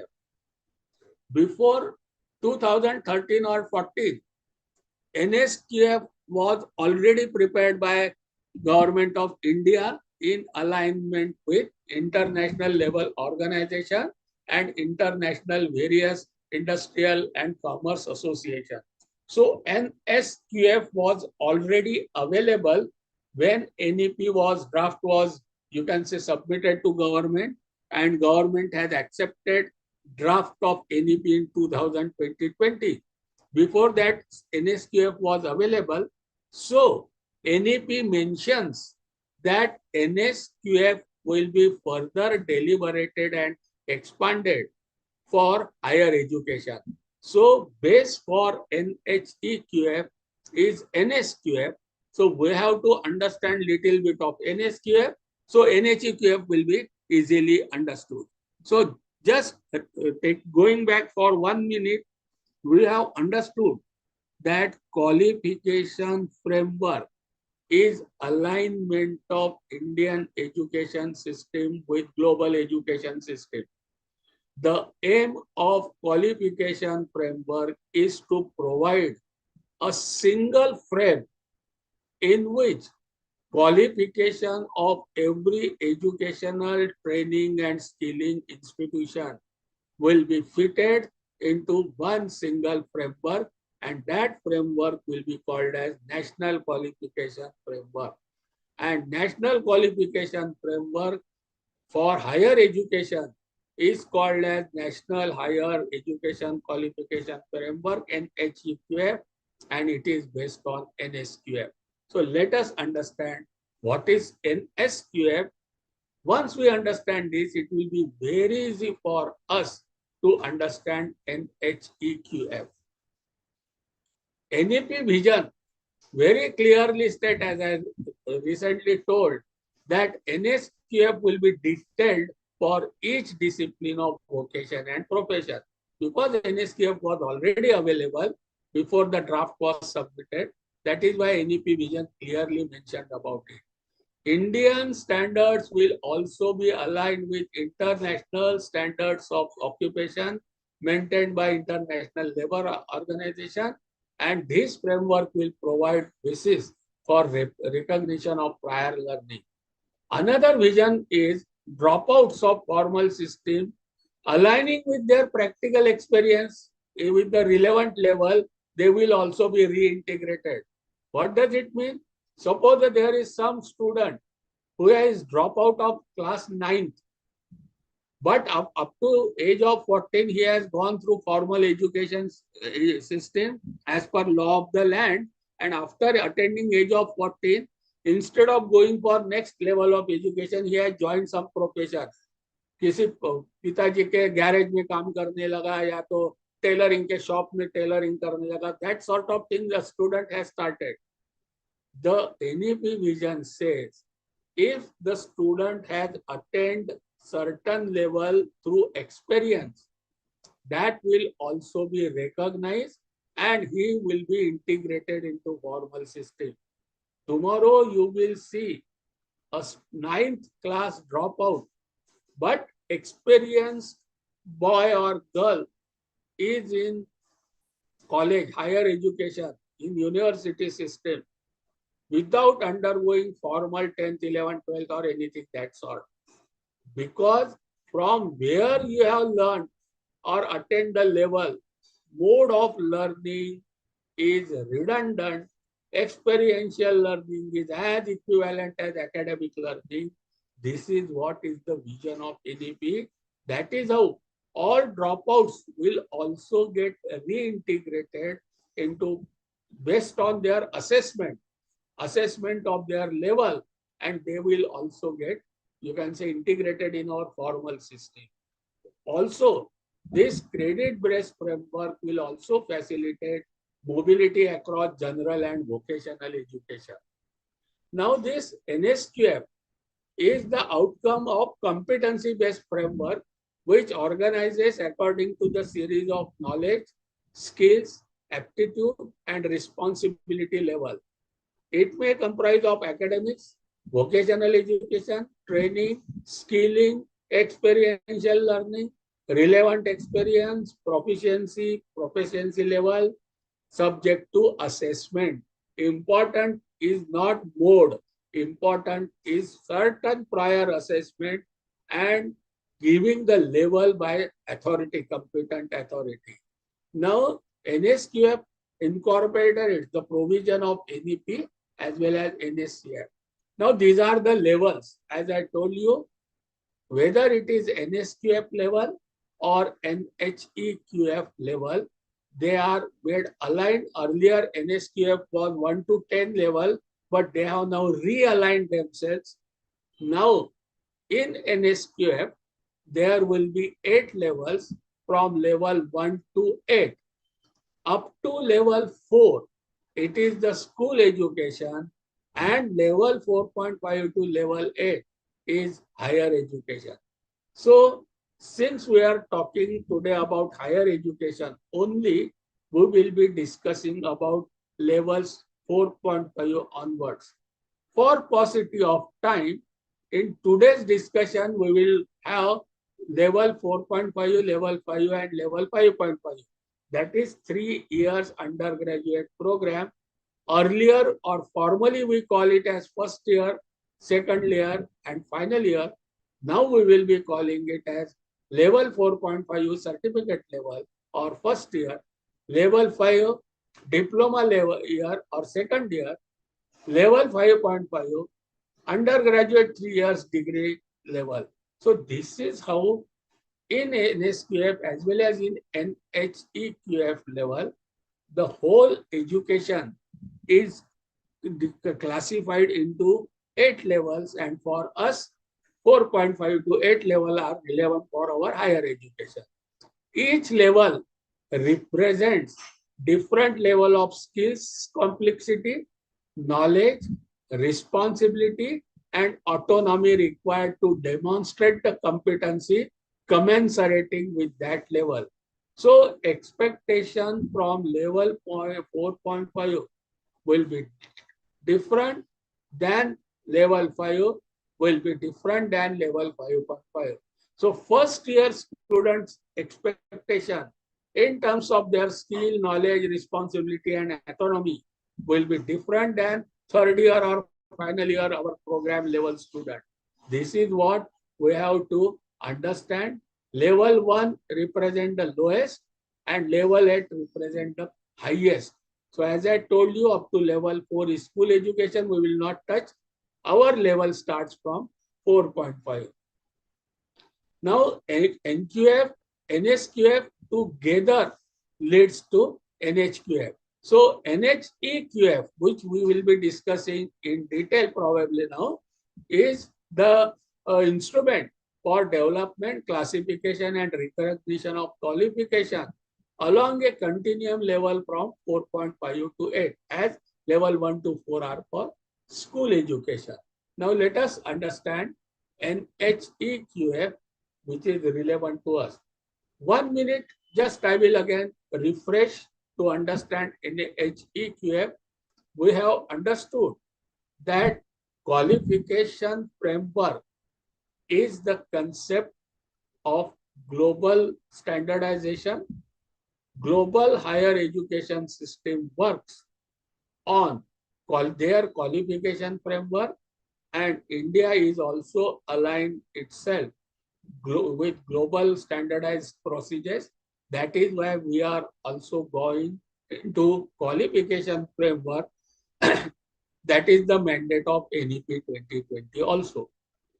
Second takeaway is that this qualification framework for our country, called as National Qualification Framework, number one, it is in consonance with or aligned with European Qualification Framework, which is called as Bologna process, and descriptors are called as Dublin descriptors.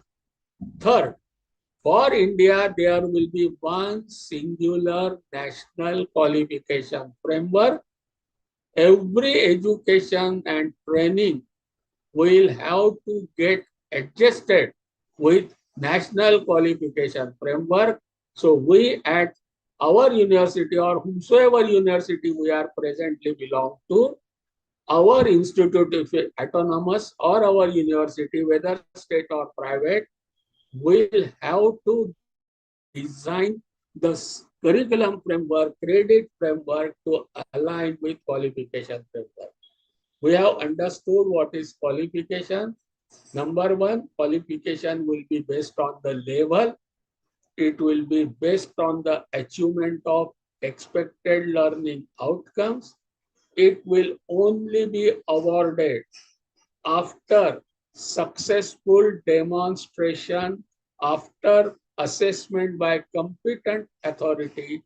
For the learner, will have to demonstrate that expected learning outcomes are achieved by that learner, and only after assessment the qualification will be awarded by the competent authority. This is another important takeaway. And learning outcome will based on three domains of education: knowledge, skill, values, behavior, and attitude. On these three domains, outcomes will be specified. They will be specified in terms of some statements, and those statements will be measurable outcome, and depending upon the complexity, length, depth, expected outcome, the level will be decided, and on achievement, that qualification will be given. This is what we have understood up till now. We have seen India had many qualification framework, but for us, higher education qualification framework is relevant. So we will be going into detail of NHEQF.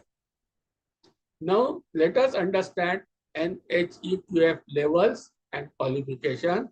As I told, each qualification will have to be clearly stated, and that statement is called as qualification descriptor. And that statement should necessarily for three domains: cognitive domain, psychomotor domain, and affinitive domain. So whatever may be level, let level be 4.5 or level 8. For each level, there will be three domains for which statements will be given. And those statements are called as qualification descriptors. Those attainment of those descriptor outcomes is necessary, and when it is ascertained that learner has demonstrated the acquisition of attributes related to those description, then only qualification will be awarded, and that framework will be common throughout India and throughout globe. That is how a certificate from one institute or one, you can say, university, or credit earned by the learner in one institute or in one university will get deposited in Academic Bank of Credit, and it will be equivalent to credit given by any institution throughout the country. So that equivalency is brought through this national qualification framework, and we as a teacher, let it be a simple teacher or BOS member, faculty member or academic council member, we have to ensure that qualification descriptors are mentioned, learning outcomes are mentioned, our assessment evaluation system conformed with the expected level. First year expected level will be different than third year. So our assessment will differ for first year. The pattern of questions, the verb of asking the question should be accordingly changed to ascertain the expected level which is given in the statement or description. So this is the basis on which NHUQF levels, qualifications and descriptors are given, and this we will have to keep in mind when we design, deliver or assess our curriculum. Say in case of NHEQF for higher education, since we are talking about, I will be limiting only for 3 levels to begin with, undergraduate level. So after 12th, after level 4, students will be coming to us. So lowest level for higher education will be level 4.5.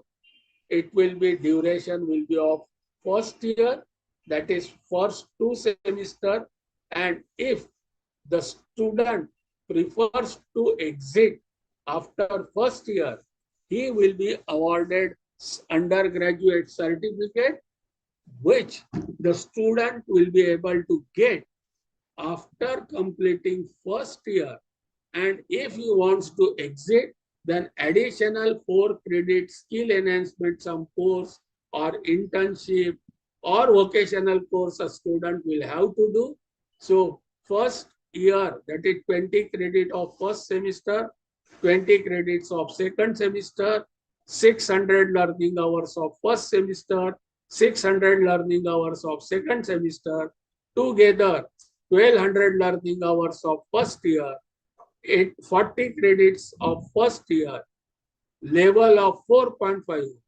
Since he is exiting, plus 4 credit additional course of 40 plus 4, 44 credit will entail him to get certificate.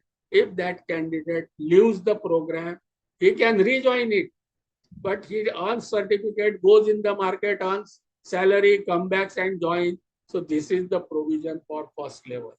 Second level is level 5, generally which we call it as second year. So it consists of first 2 years. So first 4 semesters, semester 1, 2, 3, 4 of the undergraduate program. So credit wise, 20 plus 20 plus 20 plus 20. So 80 credits minimum. Learning hours wise, 600 plus 600 plus 600 plus 600. That is 2,400 learning hours. After examination, a student has done 24 hours learning in 2 years, has earned 40 credits and want to go out of system. He will have to undergo 4 credit skill enhancement course of 2 months. With that, if the student leaves, he will be getting diploma.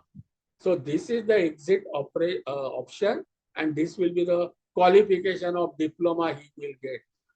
As I told you, duration will be of minimum 2 years, 4 semester, credits will be of minimum 80, and learning hours will be of minimum 2,400.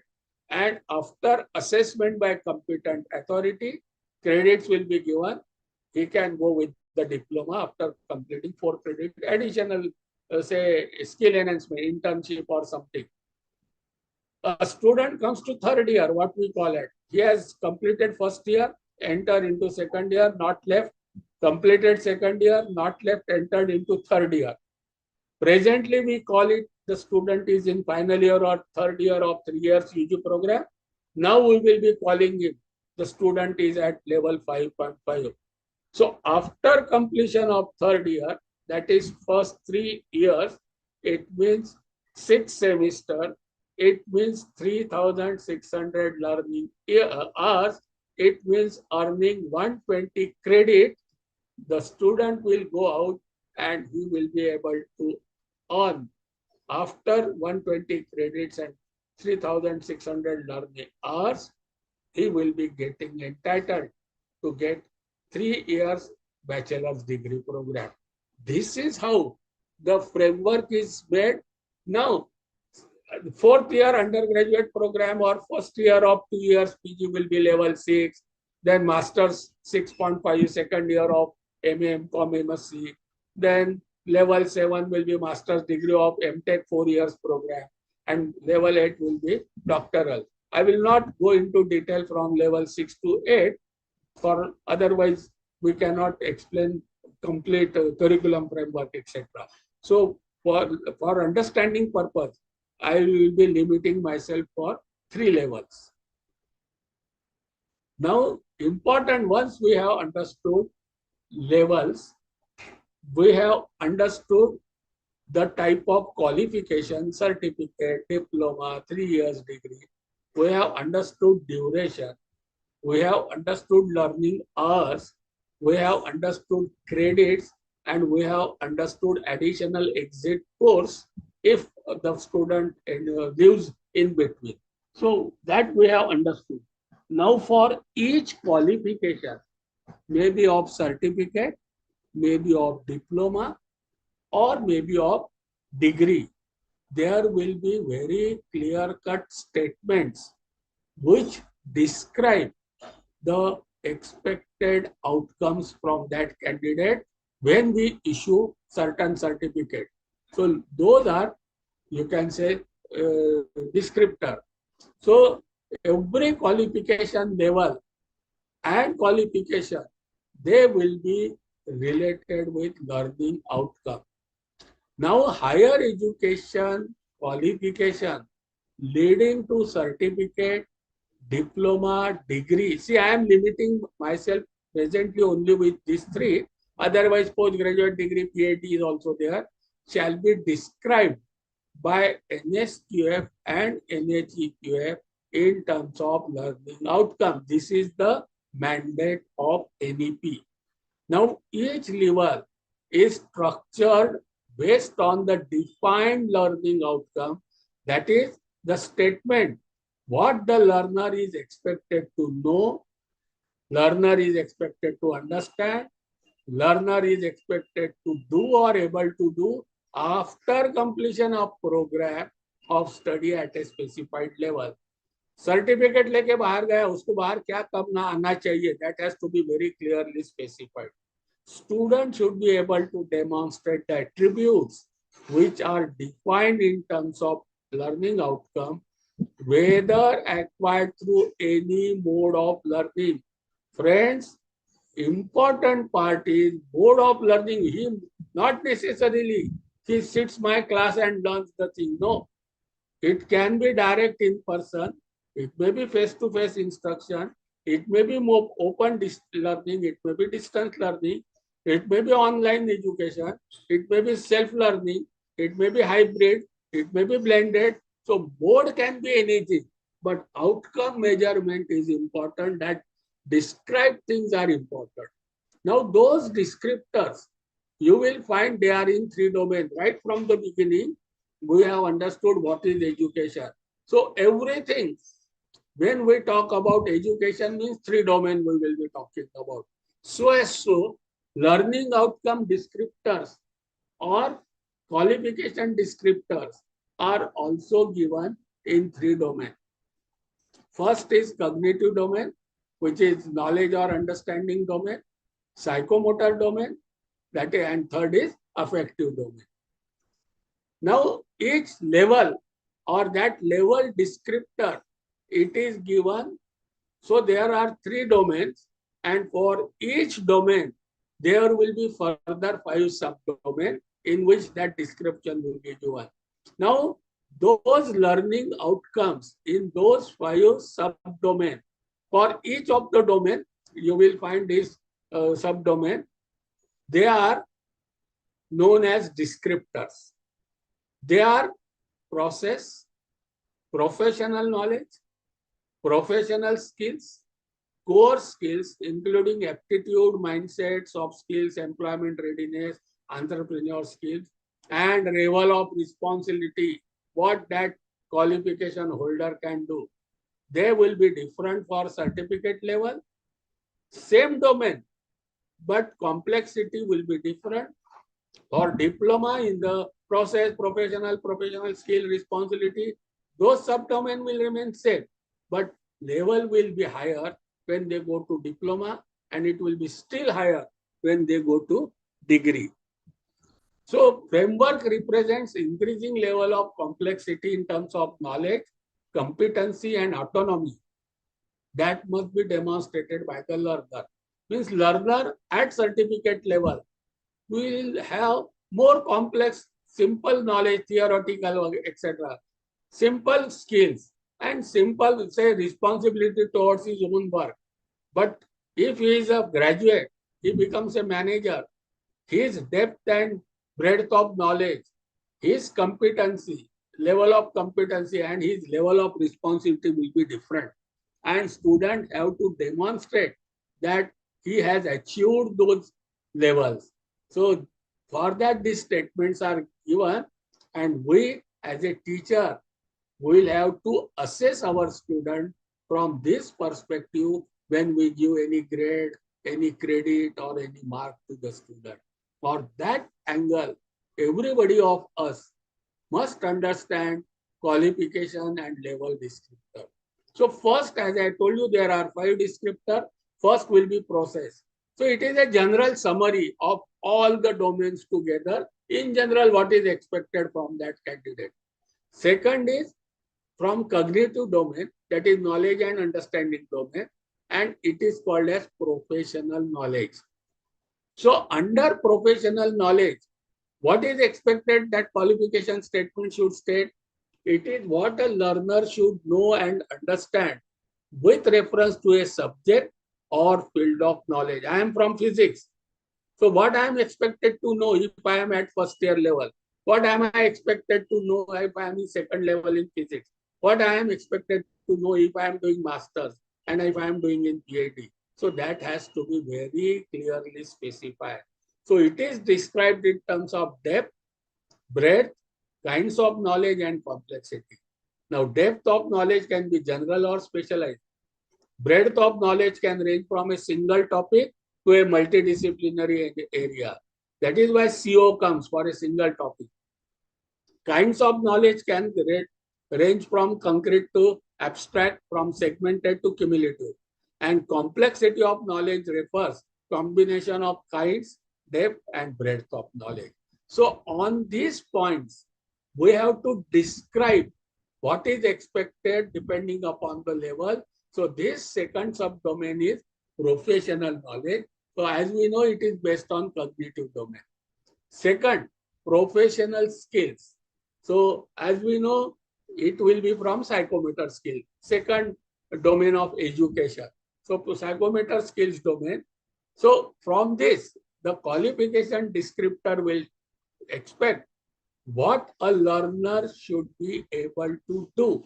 See, in first case, it was what the learner is able to understand, comprehend, and apply. That was the expectation. Here, about doing ability, the description will talk about. So it will be cognitive as well as creative skills involved in use of intuitive, logical, and critical thinking, communication skills involving written, oral, literacy, and numeracy skills, interpersonal skills, and generic skills that a learner should possess to perform a task or job competently, productively, and independently, and also a part of team.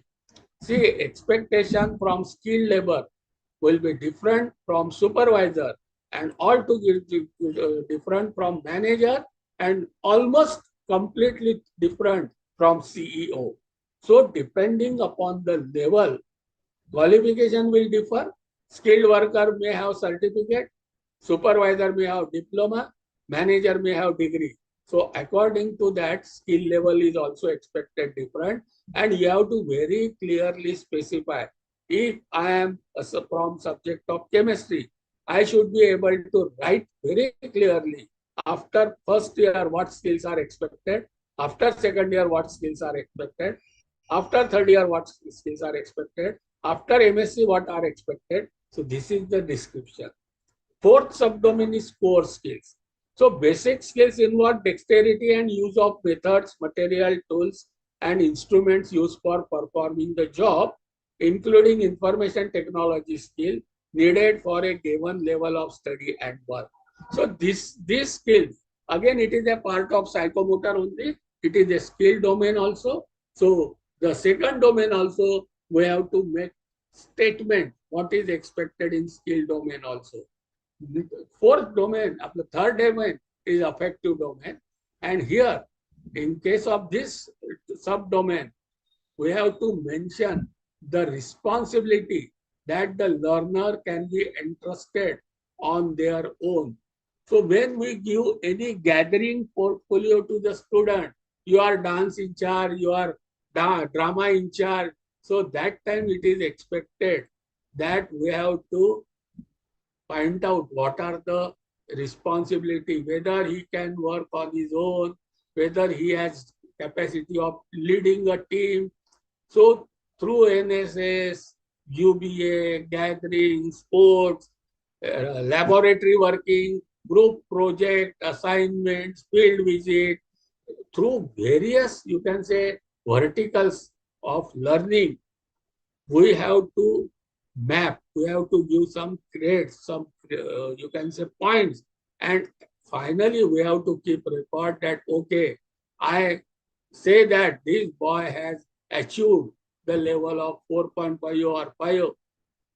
What level of responsibility that student can take if given the responsibility. That is what is the parameter for qualification descriptor. So why it is? It is the degree of supervision that a person needs when doing a job. We are preparing the students for their future job roles. This is the mandate of NEP for us. We have to prepare students for their meaningful and satisfying lives. We are preparing the students to enable them for economic independency. So these three roles we have to ensure, and for that our assessment evaluation will have to redesign, and we have to give our remark whether the degree of supervision the person is capable of exercise over others. That is the level at which learner can supervise others. If that level is low, even though if the student is in final year, if we find that he is not of managerial capacity, then for that particular subject, he will be rated for level 4.5 rather than level 5. This type of things will come in future. So it determines the nature of working relationship, the level of responsibility for self and others. It is also determines how he is capable of managing the change and accountability of actions. This is what is expected in this fifth one. So if I take the level-wise expectation or qualification descriptor for all three levels. See, presently I am taking only three for example for paucity of time. So we will be talking about certificate level, diploma level, degree level. That is level 4.5, 5 or 5.5. Or conventionally, after passing first year, or after passing second year, or after passing third, three years to get degree. If these are the levels, then what is expected? Say level, certificate level, at the end of first year, after attaining level 4.5, what is expected from that student? Knowledge of facts, principle, processes, concepts in the field of work or study. Whatever work, he is from science, he is from commerce, he is from humanity. So whatever he has chosen.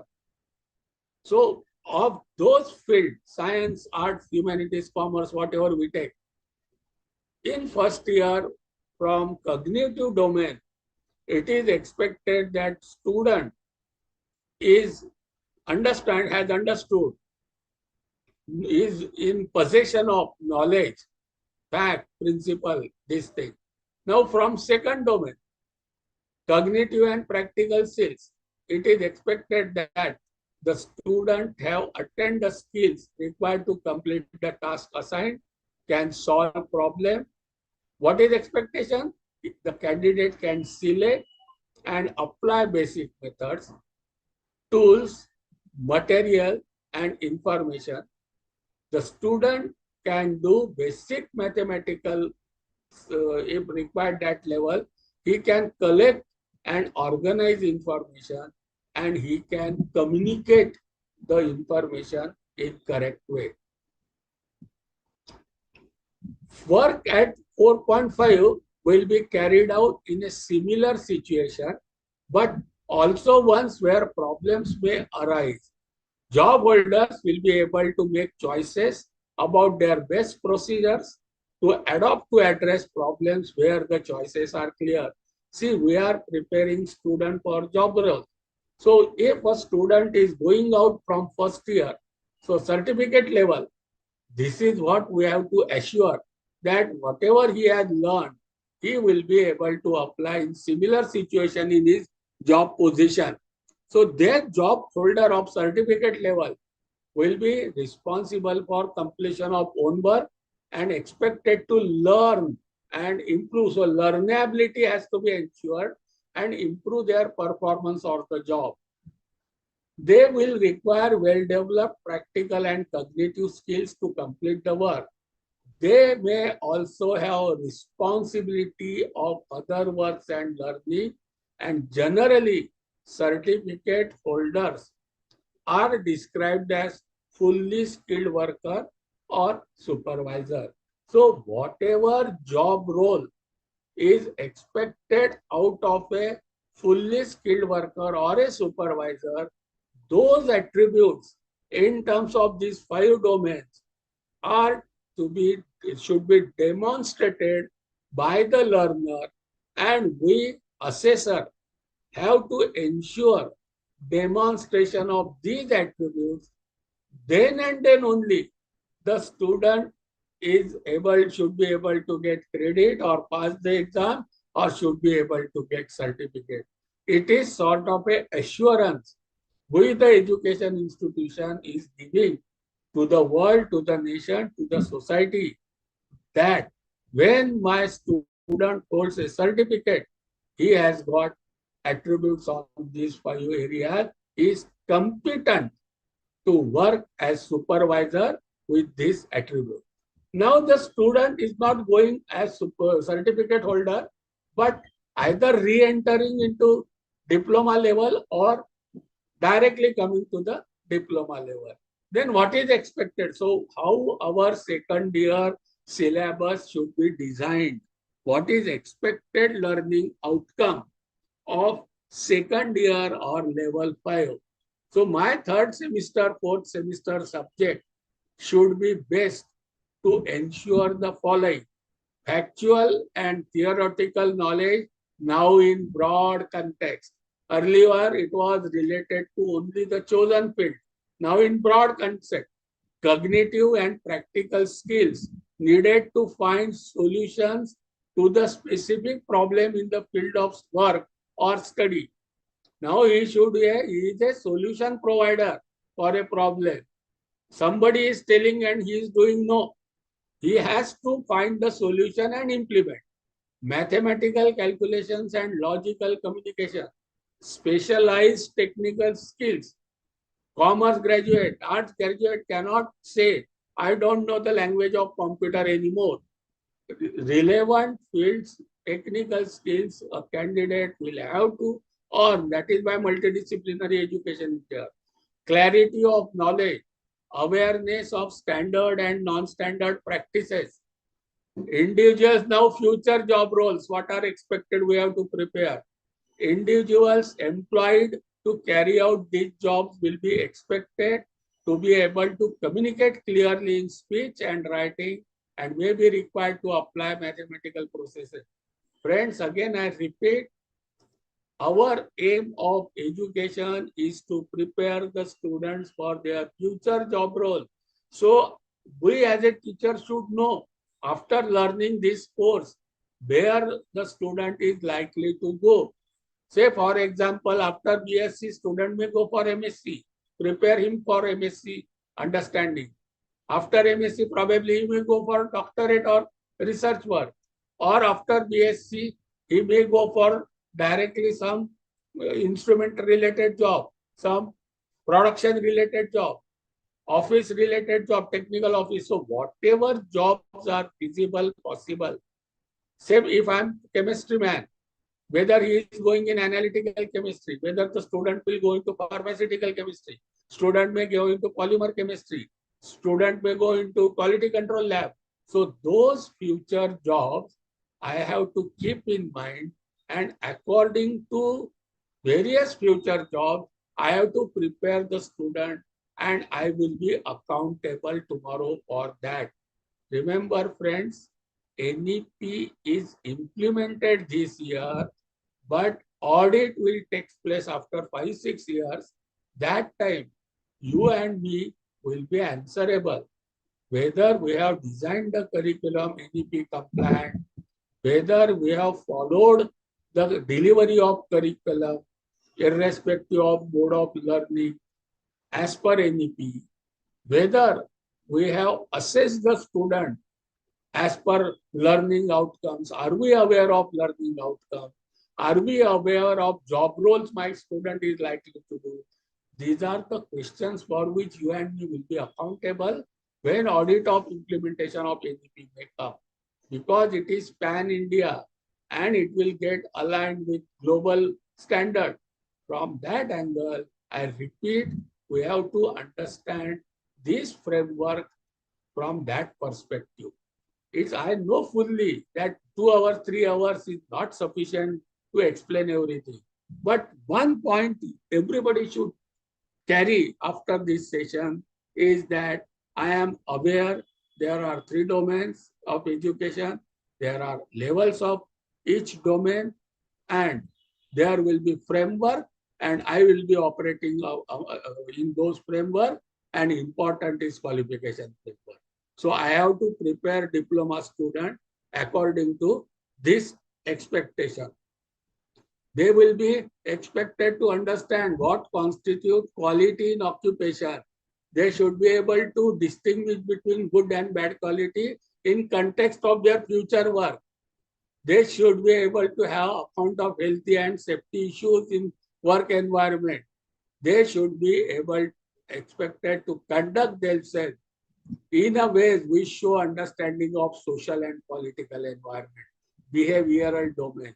And those attributes are to be imbibed when they are in their second year level, diploma level, and we have to assess and ensure those qualities are embedded in my student. At final year, what is expected? It's a 3 years degree program. Now you will find it is the command of broad range of theoretical and practical skill. The word command and proficiency comes in their third year of level. They should be fully aware of routine and non-routine context. They should have factual and theoretical knowledge, wide range of cognitive practical skill. See, first was for knowledge domain, second is for skill domain, logical skills, mathematical skill, presentation skills, both of standard, non-standard practices. Again, job holders will carry future job. When my student will go into a field of economy, he will carry broad range of work which will require wide range of specialized technical skills backed by factual theoretical knowledge. They will be behavioral domain what is expected. They will be responsible for completion of their own work as well as expected to learn and improve their performance, lifelong learning. They are likely to have full responsibility for other works and learning.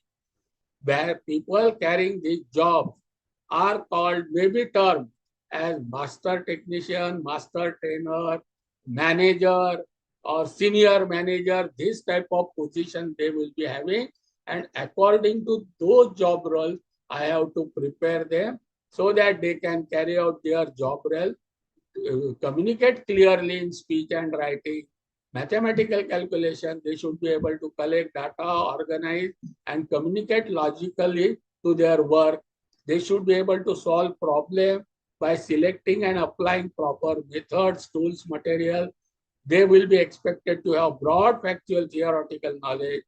Most importantly, they should be able to generate solutions.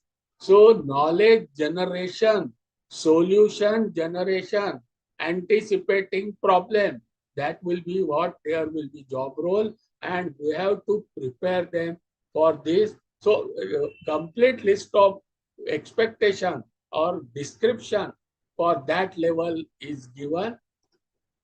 Then summarizing, depending upon the level, you will find for first domain, knowledge domain, if it is UG certificate, what is expected, diploma, what is expected, 5.9, third year, what is expected. I have given directly the comparison, summary of what we have already discussed.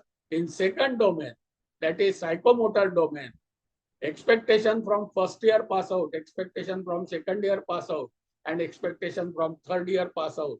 We will have to very clearly specify in our syllabus, and we will have to ensure its implementation and assessment in our working.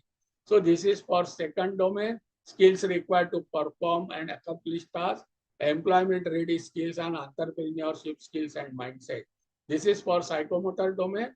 And for affective domain, values, dispositions, ethics, behavior. So what is expected regarding constitutional humanities, ethical and moral values from certificate holder, diploma holder, degree holder, or level 4.5, 5.5, or first year, second, third year. All these things are synonymous when I use these three different things.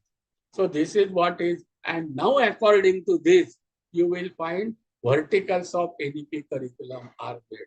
So keeping all these frameworks and expectation, qualification descriptors in mind, 6-7 verticals are there, and we are implementing those.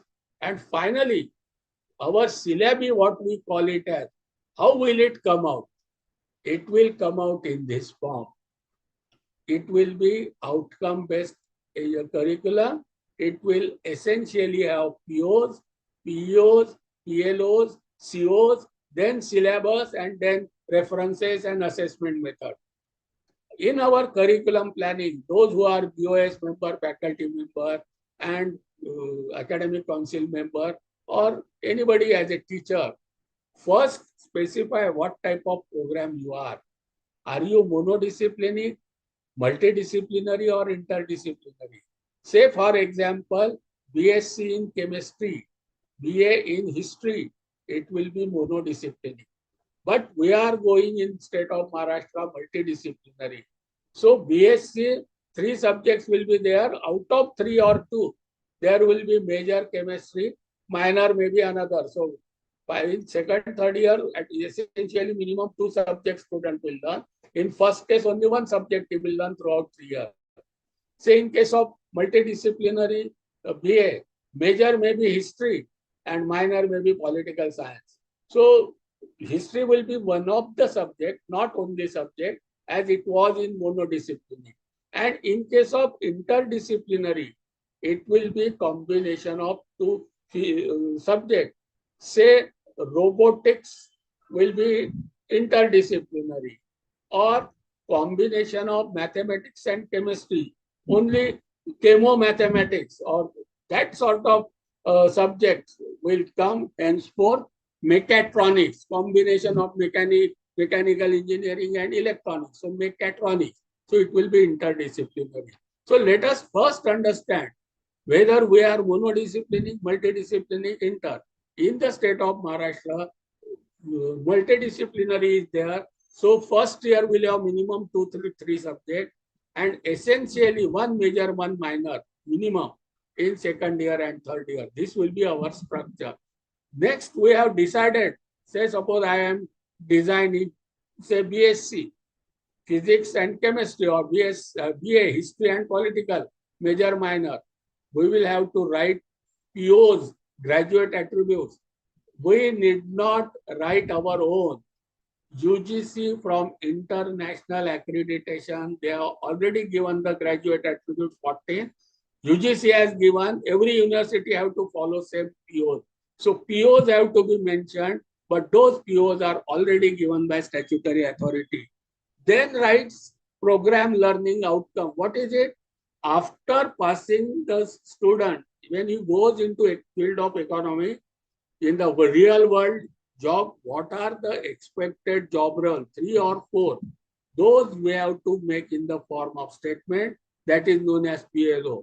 And depending upon PLO, for every course which we teach, there will be course outcome. Say for example, if I take monodisciplinary course, that is BSc chemistry, so student will be learning all 3 years the subject of chemistry as important one major. Other verticals will be there, but subject he will be learning chemistry.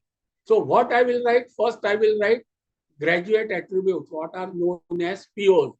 So these are the POs though for the subject of chemistry. Now generally, skilled communicator, critical thinker, sense of inquiry, and then knowledge and skills, ability, these things are already given in the form of PO. So those POs I will give. Then I will write, you can say PLO. What is that? After passing BSc in chemistry, what the student should be able to do? He may go to analytical field, he may go to inorganic, he may go to organic, or he may go to physical, or he may have interlinkage. So that I should specify, that my curriculum will design in whatever field that student goes in chemistry, he will be able to demonstrate the knowledge. Procedural knowledge, he may go to pharmaceutical, chemistry industry, teaching, research, environment, product, consumer good, food, cosmetics. My chemistry student can go anywhere. So I will make a statement that procedural knowledge for different type of professions in the field of chemistry, my student will be able to demonstrate. That is PLO. When he goes to that, then in terms of skills, analytical skills, inorganic skills in the field of study, broader environmental, material science, those skills my student will be able to do. He will be able to do the chemical techniques in various fields of chemistry, job roles. He will be able to do lab work and activities in the field of pharmaceutical, chemistry. This is what PLO I will mention. And then I will start giving for each of the course of my BSc. I have taken one example. If semester 4 inorganic chemistry 3, so it is a core course. The name of the course is coordination. So first I will write the COs. After learning the course, what the student will be able to do. So this is what I am assuring. Then I will give the syllabus and then assessment. Now 10 minutes are remaining. I will keep it for interaction. Friends, I fully understand that topic is very vast. So attempt was only to give bird's eye view. What is expected learning outcome of these 3 hours of our deliberation is that after undergoing this our 3 hours interaction, my learned participants will be able to understand that there are 3 domains of education. Each domain has got level. The complete NEP contemplates one common, you can say, framework for throughout the country. And for that, they have come out with 3 frameworks. One is credit framework, other is qualification framework, and third is, you can say, curriculum framework. And what are the components of each of the framework? What do we mean by credit? How credits are allotted? What comes under attainment? Or you can say, I want to earn, earning of credits can be from where? And how learning hours are related with credit, that we have understood.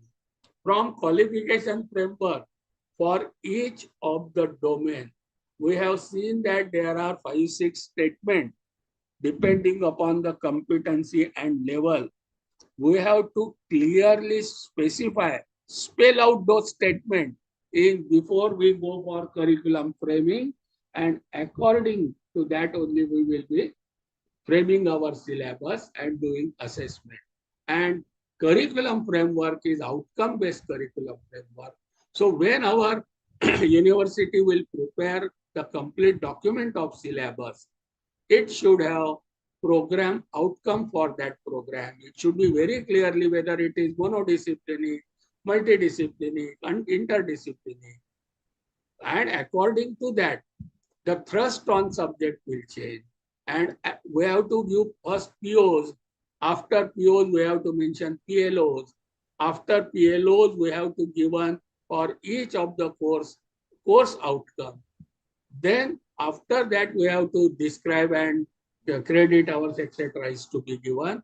And at the end, whether syllabus is designed or delivered, the level cannot be overseen. Assessment should demonstrate that students have shown the achievement of expected description. Then and then, later on, when if at all some audit, etc. takes place, we will be able to show that whatever qualification, maybe certificate, diploma, degree, postgraduate, research, is as per the level and competency by demonstratively achievement of the attributes of that level.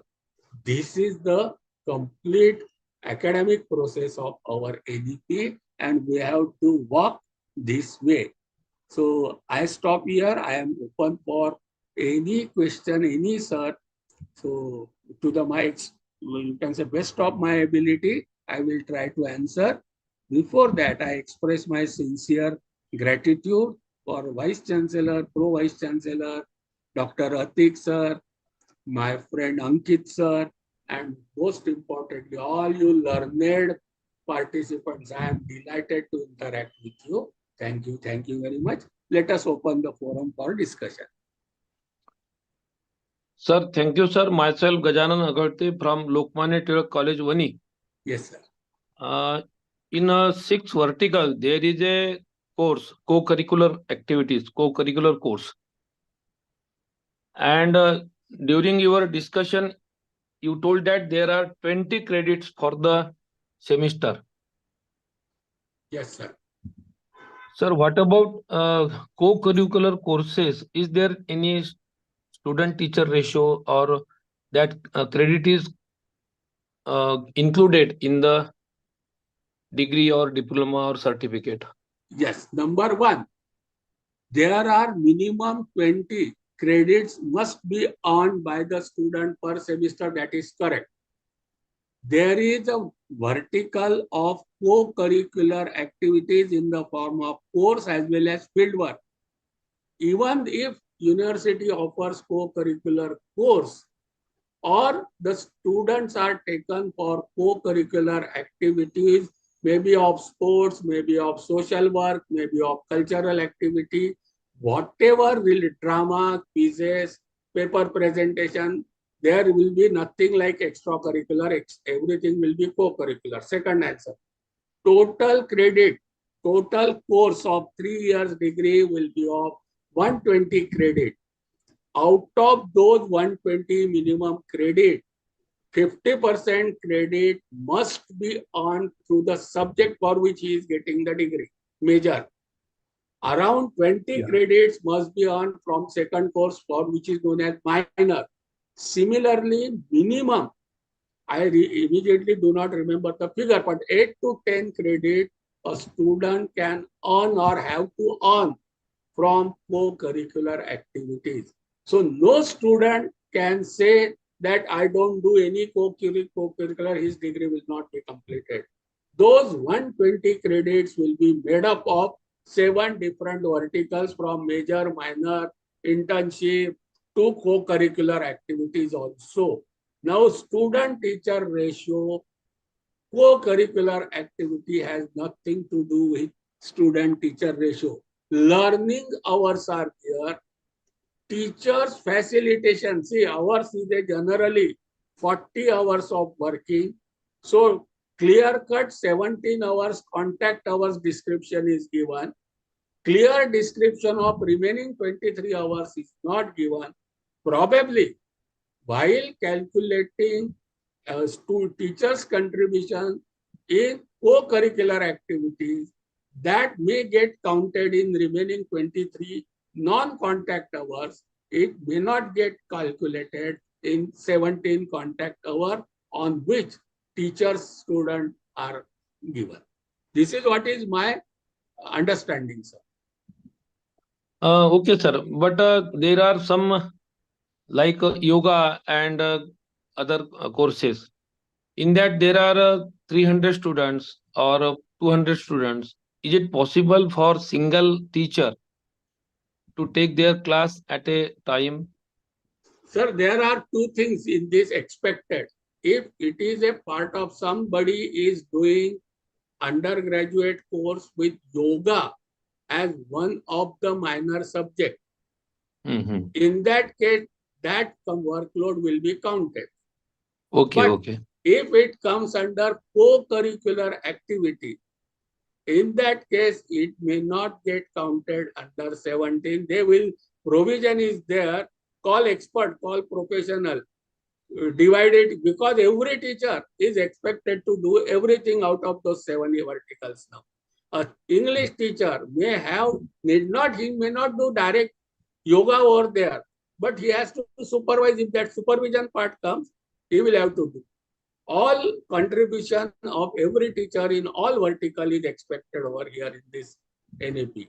Specialization and limiting only in one, I am teacher, I will only conduct class, take my practical, go. That is not expected in NEP. That is very clear. I see it.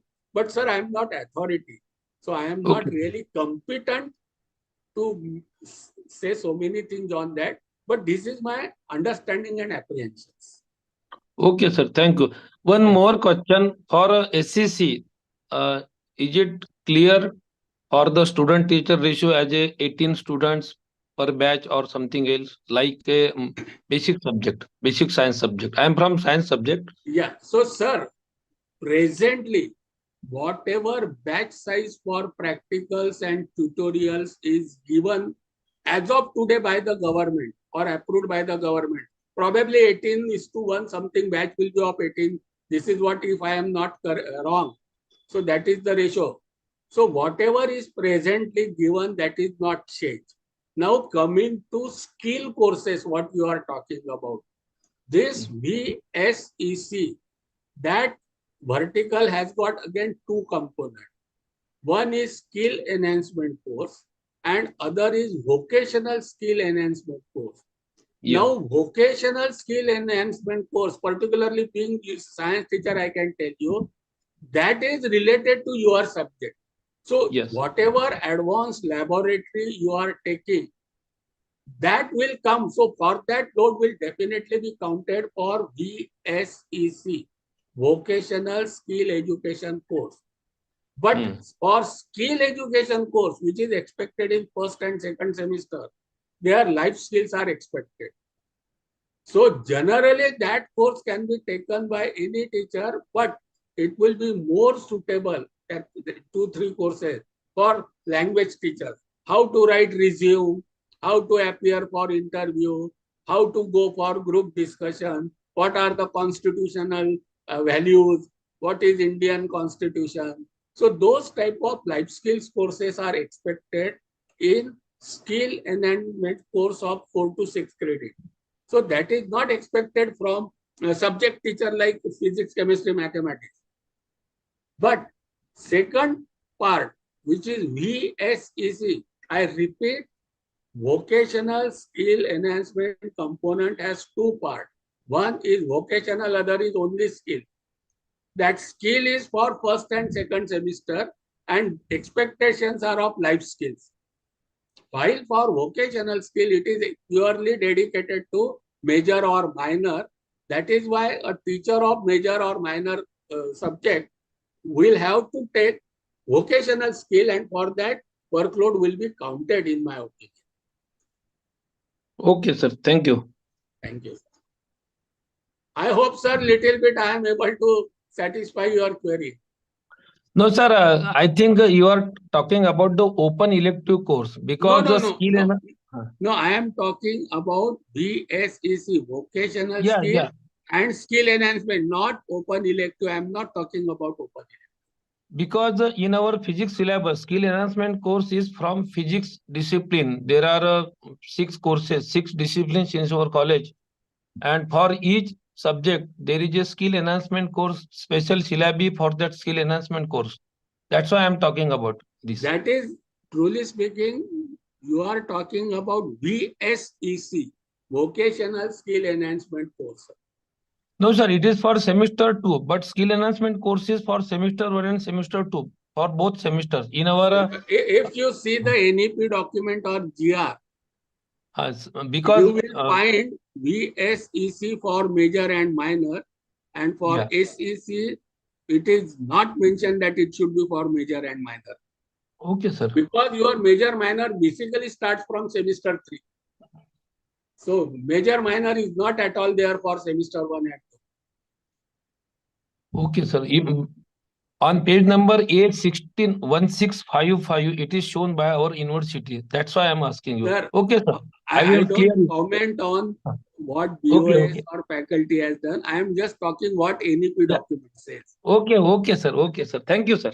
Please, let me limit only to NEP document. Okay, sir. Thank you. Yes.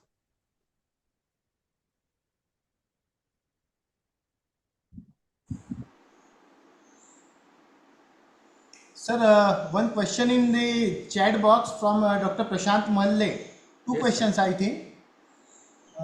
Why there is different in the number of major and minor subjects for different faculties? Number one. And second is, will university will provide GO/EO basket for choosing the required subject? So these two questions are there. Sir, number one, major or minor, there can be basket because it can have various combinations. Say, for example, if I take the faculty of science, so science may have subjects from chemistry, subjects from physics, subjects from biology, and so many science, computer, many subjects can come in under the, you can say, faculty of science. Now, one student can take major as physics, minor he can take chemistry, he can take botany, he can take zoology, he can take biotechnology, any other subject if physics is major. Same is the permutation combination for other subjects also. So there will always be the baskets. But essentially you will find if a student take a subject of physics as major, he cannot take subject of physics even though it is shown in basket of minor, because he has already chosen that as major. So other than physics, other subject he will choose from that basket. So there will be number of, and that is the spirit of NEP. Provide baskets and let choice be the student to study which subject they want to study.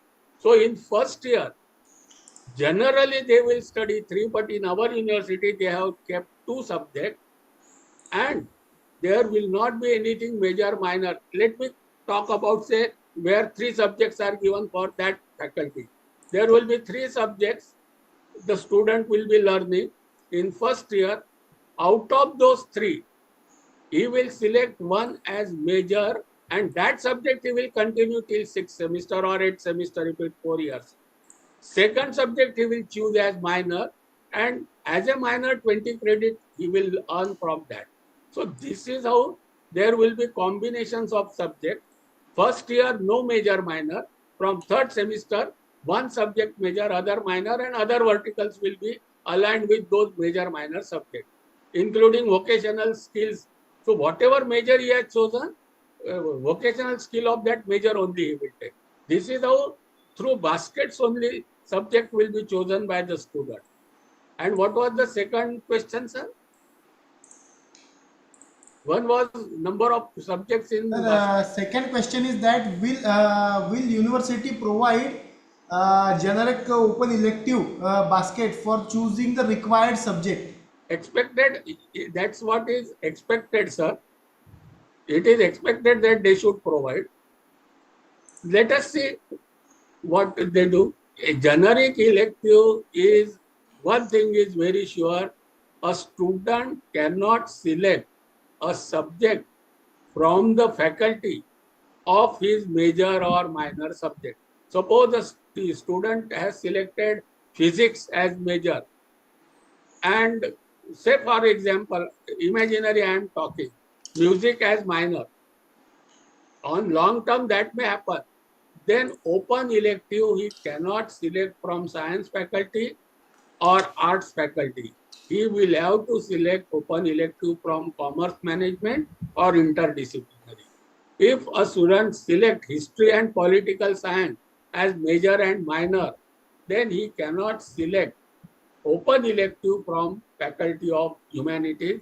He will have to select it from science, commerce or interdisciplinary. This is the provision of NEP and GR.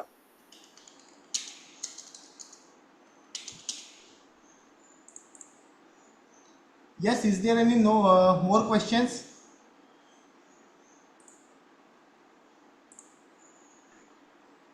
If anyone have any questions, sir, I think there is no more question or the queries. Thank you. So if you could permit, sir, shall we conclude, sir?